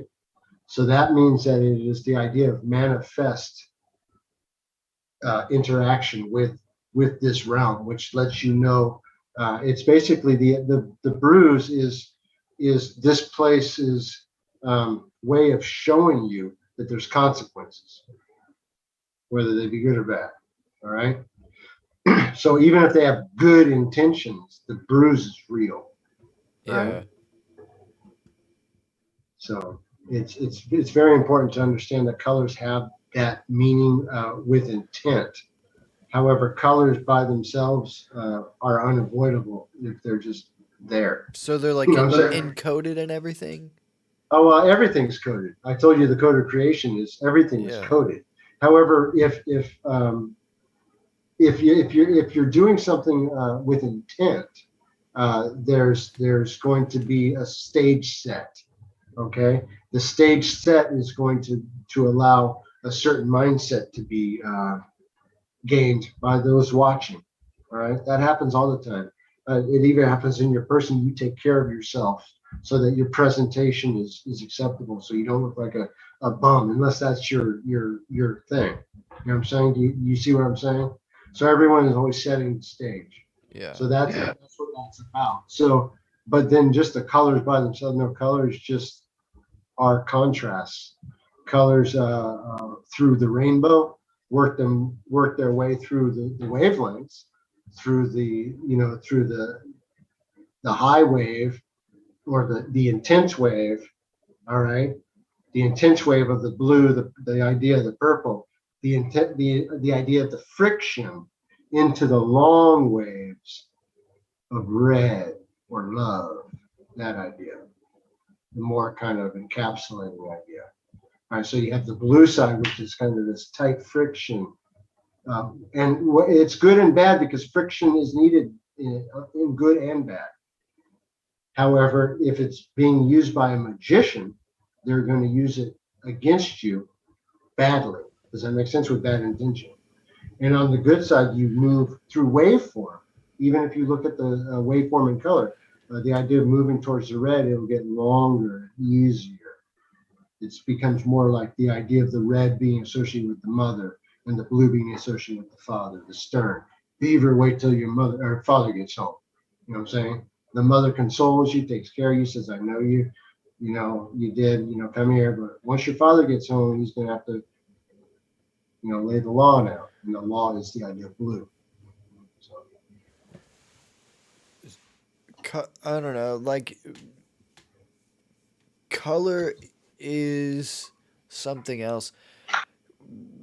When you after we're done here and we go somewhere else, we could see colors that don't exist here. I don't know that. There's no creation. There's no color. There's no anything made that isn't of God, period. So it's because man didn't tag it yet, or at least you're not become aware of that tag. It doesn't mean that it's extraterrestrial or somehow alien. It's all within the creation. So that's the idea of opening up to the truth of the matter. So most men or women are kept in like the mole stage, in the false fake world. Once you're brought out, you're going to see things that you never saw before. Otherwise, it wouldn't be called revelation. All right. So you're going to see shades of everything that are different. I like, in fact, right now I can close my eyes and see shades and faces and textures, which I cannot manifest or are not manifestable in this physical world, but yet I can manifest immediately upon closing my eyes, and I can see them right now. You see? So you're talking about being allowed to look into a spiritual place. And that's the idea of seeing things so you can't take those spiritual glimpses that you're allowed and then somehow try to rationalize them within this physical space, because then you'll say, oh, well, they don't fit. Therefore then you'll confuse yourself. Yeah. You can't do that. Yeah. So you gotta, if you're gonna walk with God, you walk with God, you leave yourself naked. If you're gonna fart around in the physical world, you don't, then you do it on your own accord. But don't then try to say, once you get into trouble, say, hey, God, why'd you do that? What? What? Yeah. It's like, now. These are all like simple things. These are all very simple things. And if you just don't forget the simple things, everything changes. Everything changes. You become a very productive fisherman. We'll put it that way, I think. And like I say, but also I think, and I don't know that this is like for everyone, but loneliness or the idea of being alone is something that I know people would say that I live a lonely life or a hermit life. And sometimes it feels like that. However, unless I can talk to a person at this level, I don't want that company because I would freaking lose it. You know what I'm saying? I'd be like, dude, really? You don't, you know what I'm saying? So then I would allow myself to go into that fallen place, which I know is a dead end. You see. So then you just back away from those places, unless, like I say, that they ask you to talk to them because they're curious. But as soon as the contention starts, you just back away and boogie. You know what I'm saying? You just do the old disappearing trick. You know what I'm saying? Yeah. Because there's people who literally look to egg people on the internet. They'll look to egg people on just to get a rise out of them. Because because look at it on the spiritual side.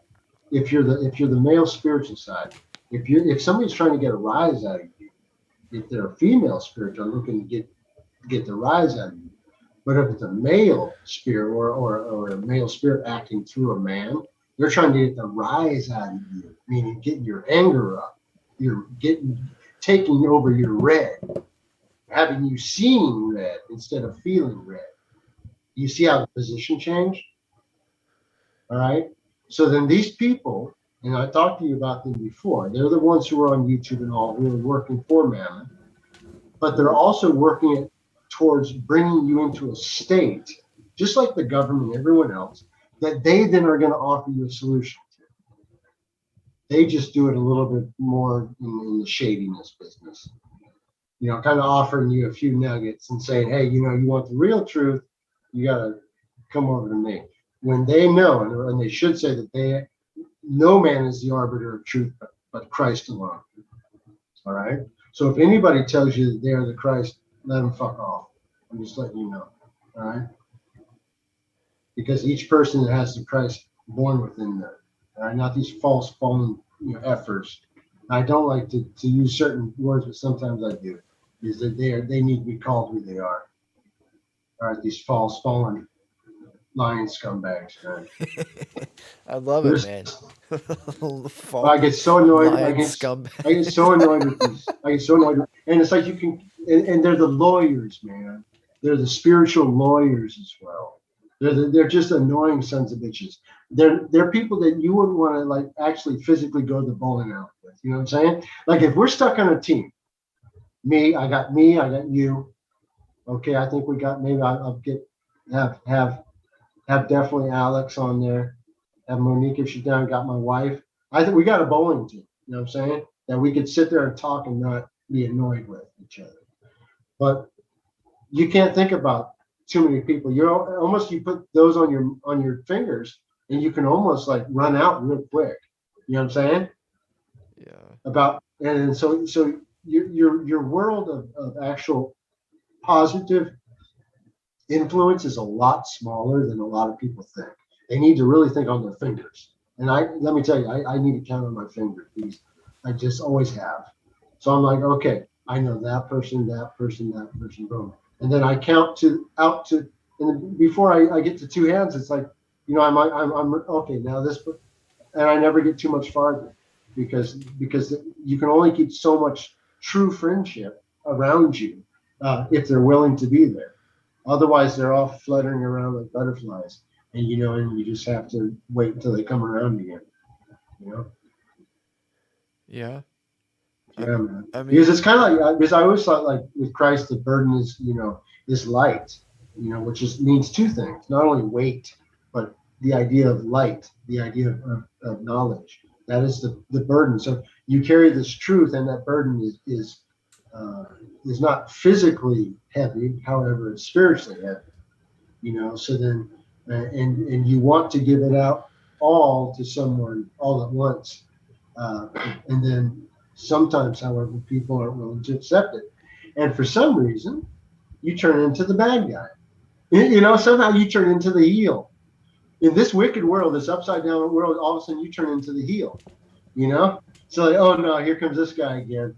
Well, that's part of the conditioning. Part of the conditioning is to give your power away immediately. So if you're not something to give their power to, well then, I got to give it to something, and that's when they go away. I think you'll find it funny now that I said that because if you listen to some of the shows I was on before, they'll introduce me, but they'll be like, okay, here's this guy, he's half crazy. We call him Crazy Dave. He was on they always get this like whole preamble before they call me on. It's like they've already set me up to be this nut job. I'm like, yeah, thanks, man. I'm like, that's a dick move right there. It is a dick move. So now I got to dig out of that hole. The first 30 minutes I'm digging out of that hole. That's pretty fucked up. Here's Crazy Dave, and then here's Crazy Dave. Expect you to want to do a good job. I'm thinking to myself, with some of you jokers, you done stole my stuff on what Crazy Dave said, and now you're making money off it. Yeah. So it wasn't so crazy then. Yeah. That's fucking. I think it's just because they're scared of whatever. They want to make it clear that they don't agree with you. Yeah. You know what I mean? Because if there's any backlash, they don't want it attached to them. Well, yeah, it's like they're playing. I always like to add it to everything's a computer thing for me. So they're playing the Pontius Pilate.exe role. They're constantly washing their hands of anything. Yeah. Oh, it wasn't me. I'm washing my hands. You know what I'm saying? It's like enough already. I didn't do anything. It's like stop it. It's like everybody's playing every other role but themselves. Yeah. It's annoying. It's the blame game anymore. Yeah, it's annoying. Yeah, they don't see, like I say, everything is to me, and here's the whole thing about life. It's I have felt more life in this room in the past few hours, and this is apart from what I told you before, because my wife is of me. People kind of confuse that, but in the companionship idea of light in a long time than I have with you tonight. And the reason I know that is because I can see someone who is actually listening to the truth of the matter, who's willing to at least test it and say, okay, I can take that and test it and see that. And I appreciate you for that. I just wanted you to for you to know that. Yeah, man.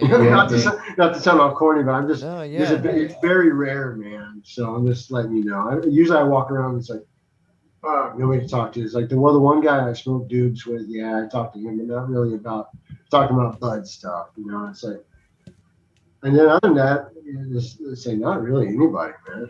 And so it's like my friend Larry, but we talk about things on a whole different level because I've known him since school. You know what I'm saying? So that's like another thing. That's like just like having a brother of a different type. But on the spiritual brother type, it's very hard to find somebody you can actually just talk to, where they're not just like, dude, what are you even talking about, man? Yeah, I think it's an ego thing. I think it's like being wrapped up in what people think about you, or really it's what you think about yourself type of thing. It's the same people that they'll smoke weed and they'll freak the fuck out because they're so like uncertain of themselves or whatever it is. Well, yeah, that's the whole thing. It's like when you find the world, you find a corpse, man. So it's like you find that corpse, you look around, the world's a corpse, and then you yell to God, well, if the world's a corpse, are you a corpse? Are you a liar? If you're not a liar, show me. And then that's when that revelation happens. God shows you He's real. Yeah. That's and like I say, sometimes people are not willing to put themselves on that cross, that spiritual cross, meaning that you're willing to be spiritually dead. You mean you've done it. You've walked every corner and you found every corner to be wanting, everyone to be a liar, every church to be full of hypocrites. Yeah. And when I say church, not only the churches that have the little steeples and all the peoples, I'm talking all the little churches of groups and the little synagogues of, followers around. They all have their little gospels, that they're all, confusing each other with, and it's a mess. And like I say, sometimes I see like edges. I see edges, and I see people. I see heads kind of bobbling above the water, because that's the idea of walking on water. Of course, the water is the wa or the six. The idea of the cube. So you're walking on water. You're walking above all the noise. But then I see these heads bobbing above, and they take, oh, hey, what's up? And I'm like, okay, I see somebody who might hear this. So that's when you go and you start working on them. You know what I'm saying? And when I was in the Philippines, because my wife's from the Philippines, and when we went back home to her province, my brother-in-law would take me out fishing, and we'd fish on the boat, and you'd have to pull the line by hand. So I'm doing it by hand, and so you were literally catching fish one at a time. You know what I'm saying? Yeah. It wasn't a net thing. So you're literally doing that. So I see somebody, so that's what I was telling you about, kind of like, because before, like, conversation always works at where are you going or what's your next idea. Like, to me, it's always like, how am I going to go ahead and again represent Christ or represent the truth of that matter.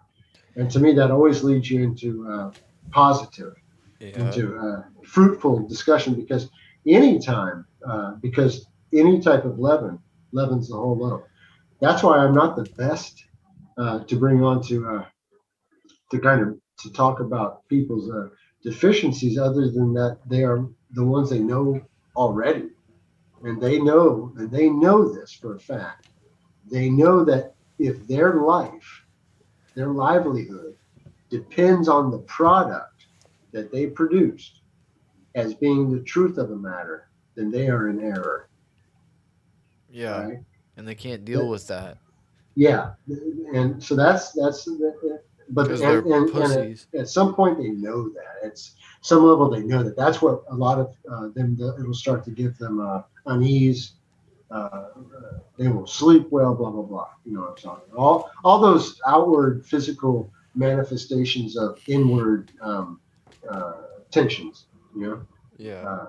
Yeah, manifest through the sleep time. And sleep for me, I love that period, that time, because it's as wonderful as going on like a day trip in the mind. The night is where you can, again, with that, with Jesus at the wheel. I just say, take me and show me, and that's my intention when I go to sleep. So it's like a prayer, and if he's willing, he takes me for a ride. If not, I do it. I ask again later. It's always just taking what's off, what you get at the time. Yeah. Exactly. And it's also taking what, and this is also something I think that everything kind of has like two meanings. It's taking what, what you've asked for, but instead the next day don't ask again if you haven't consumed what you asked for the day before. So if all you did was throw that in the spiritual trash, then why are you asking me again for something today? Because guess what? You know what I'm saying? Exactly. So it's like it's just gonna stop coming to you. What do you want from me? It's like what? It's like, why did God stop talking to me? I can't figure it out. Well, because you didn't listen. Yeah.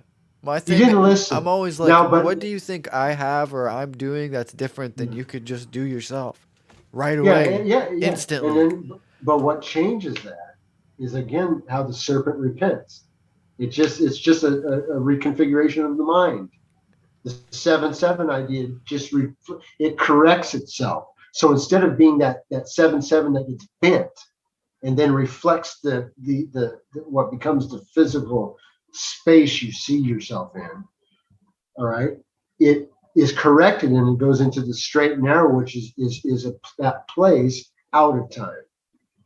So while your body exists in time, your mind exists out of time, right?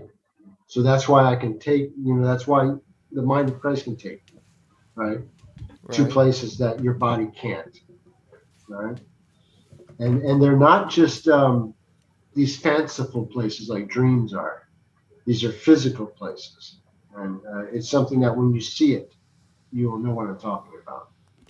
Meaning that it allows you to see something physically so that when it's presented to you in the future, whether it be a day or a week or whatever, when it's presented to you, you look at it and you're like, wait a minute, that doesn't look right. Right. You know what I'm saying? I've been shown what that's supposed to look like. That's not right. See, that's the idea of being given those gifts. Yeah. And that's the idea. And that's the idea of prophecy. It's not the idea of being able to tell somebody's future, man. All right. It's like the idea of if you go off of New York and you see the Babylon Canyon there, then this is all just in topography. And you see the Babylon Canyon. I talked about this before. You see the Babylon Canyon is right next to the Hudson Valley. The Hudson Valley, if you turn sideways and face New York, just so happens to look like a dragon. Now, this all goes into the idea of New York being the whore and soon manifesting and being the idea of the spiritual city that is destruction, or is shown to be destructive. And you can tell that now by the real estate idea is how they're clearing people out. And they're basically just making a ghost of itself. Because it's an upcoming, that city again is going to be, just like on 9/11, is going to be used for another controlled demolition type of event. But it's going to all be tying into the end time script. And this is where I want to help people too. There's a lot of people who get scared of what's called the Bible. But read it. If you want to see what's going on, read the parts that are being called out by the script itself. Now, what I mean by that is this: the script of this place, the physical environment you find yourself in, the news of this place is run by the script which is found in the King James version of the Bible, the 1611 version for those that do gematria type calculations, because the number will be different if you use the modern version. So anyways, that's for like the numbers geeks. But if you're just reading, you read it, and what happens is like they tell a story, like they'll tell the Genesis 4 story of Lamech being convinced by his son, Tubal-Cain, the little Khan, the hunter, to get to go ahead and shoot the old man Cain in the head with an arrow. And then you look at, well, what does that mean? It's like, well, you look at today and you see the Biden character is manifest as Lamech. He's the blind old man dotting around. He has a son, Hunter, who is going to play the role of Tubal Cain and eventually bring down or convince his dad to take out the man of Cain, which was the Trump character. All right, you saw this was all stuff I talked about before the election because it was so easy to see what was going to happen because they were playing in the news the Genesis 4 story. So you just have to look around and say, okay, well, if they're playing the Genesis 4 story, who's Lamech? Biden. Who's the man with the mark? Oh, Trump, because he made a big show of fucking showing his side of his face with a mark that one time. It's like it's always there to see. It's so plain.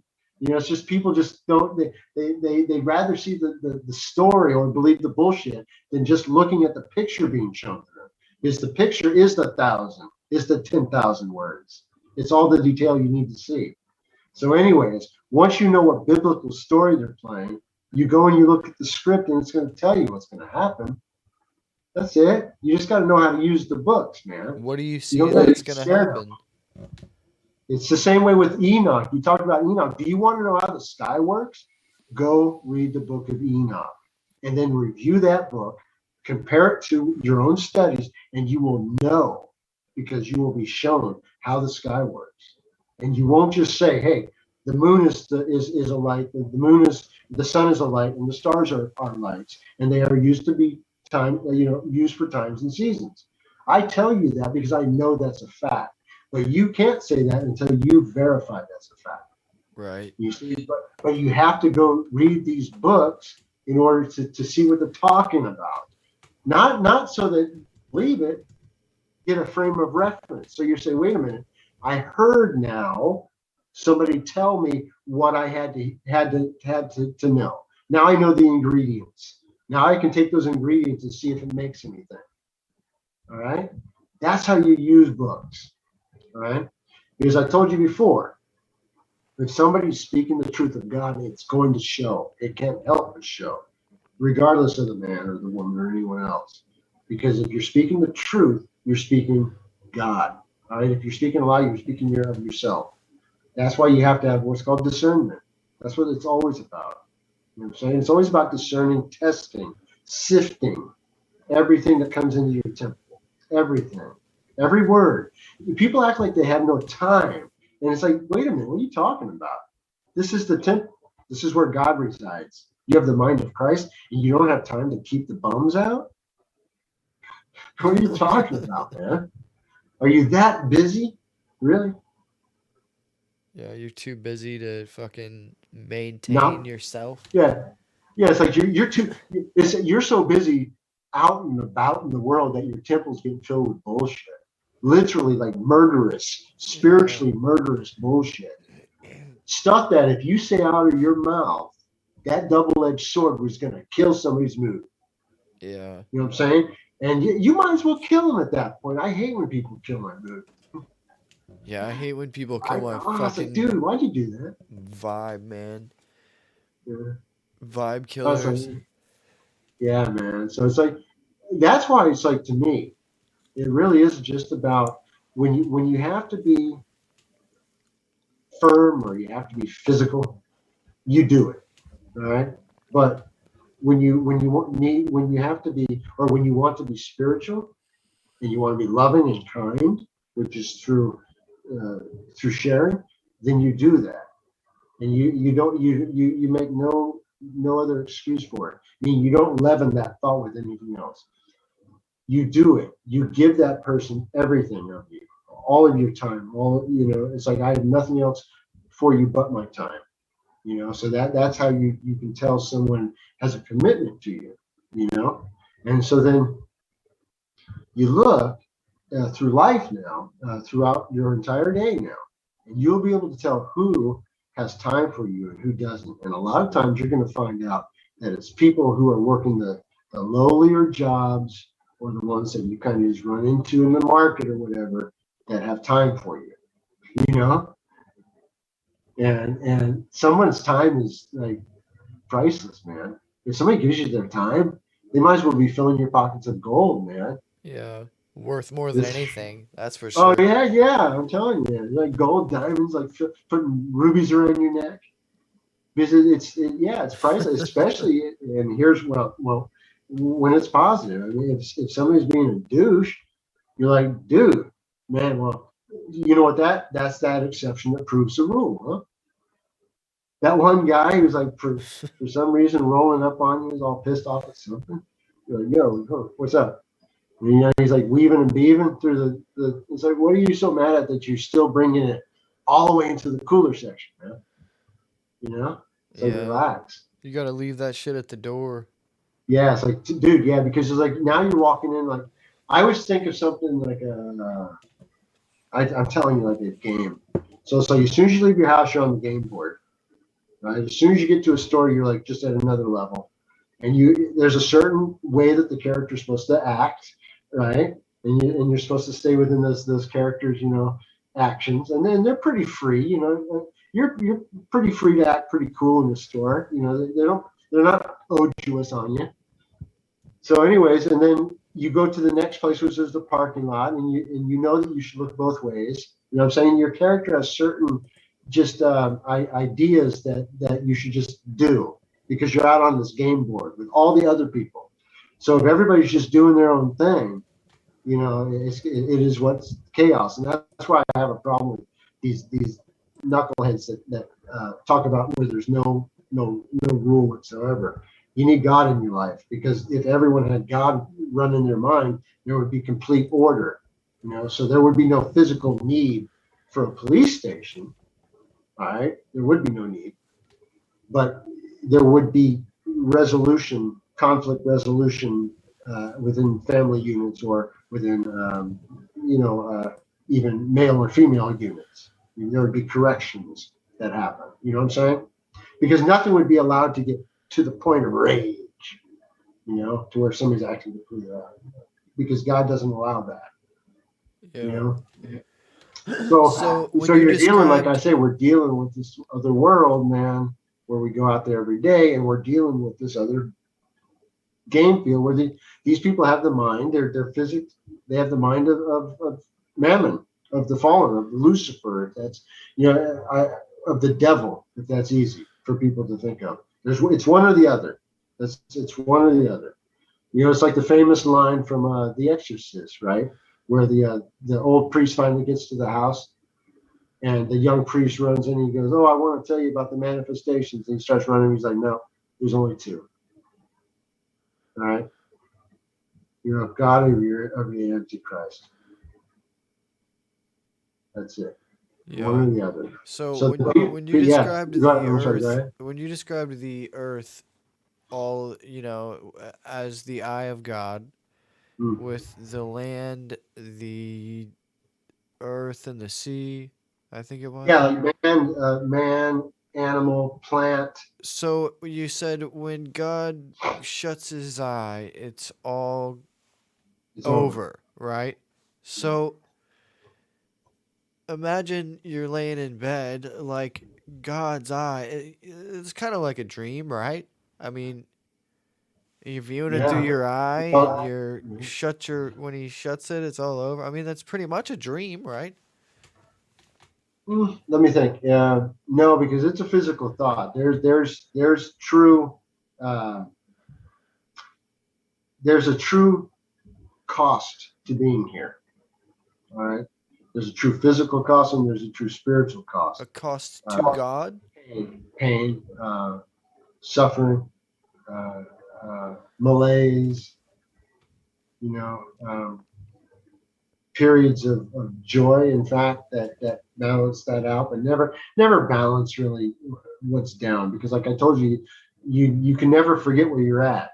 You know, we can float around the turd here in hell and then convince ourselves while we're comfortable that we're not in it, but you can never forget where you're at.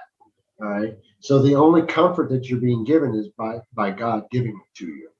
Because if God leaves you, you are returned to hell and bad thoughts and being tortured and tormented. All right. While you keep God in you, eyes on God, meaning your spiritual eyes on God, you cannot suffer. That's the whole point. So when people then decide on their own, oh, hey, let's talk about this thing, which then brings them into, away from God, it brings them into sin, quote, quote, sin. It brings them naturally into torment, because it can't help that, because that is its nature. So it's like, when I talk to you about always controlling your thoughts, your words, that means you always do that. Because otherwise it's so easy to go sideways, like a snake, into areas that become matters of opinion, which are not really, unless it's my witness, I don't care about somebody's third opinion, because I can never really verify it. You know what I'm saying? I can tell you what I think about that, or the other, if I've witnessed it. And I think I have. But it's like, with me and you, it's like, if we keep it to my witness versus and your witness back and forth, to me, it's always a productive conversation. But if we bring in this like unknown third entity, it's like, it always goes south on me. I always like feel weird. Yeah, you got to keep it simple to keep it honest. I always say that truth is simple, and whatever the opposite of the truth is very complicated. And when I say there's like suffering, even like with me, I'm like, sometimes I'm like, there's something so simple. And then I look and I read something, and then I see people going sideways immediately. And then I see that branch going sideways from even that. And I'm like, man, they became so far away from the truth, and even less than minutes, right? Less than minutes, the telephone game brought them away from the truth. It brought them into oblivion. And to me, it's like, you look at that and you're like, man, so I've got to go pull that root, that thing out by the roots. If I can, you're like, nope, you were told not to do that. You were told to leave it, let it grow. So like, okay, that would have been too easy, right? So now you got to go down there and you got to find those corruptions. When I say when you got to go down into hell, I say, because with Christ, you're walking on water, man. So you're always somewhere else. You're above this place. But in order for us to come down here and talk about it, we have to spiritually come down here and talk about it. Meaning we have to come down in our bodies, and we have to look around, and we have to regard this place completely different. And that to me is coming down or descending into hell to have a conversation with somebody, which is the work. That is the work of the Father. What do you think Christ did? So you got to come down into a wicked place, and you got to tell people the truth of the matter. Yeah. And that's where that comes from. It's not the same torment of an evil person who's just mean and rotten. Is they're getting tormented by their own self, by their own devil. They're tormenting themselves.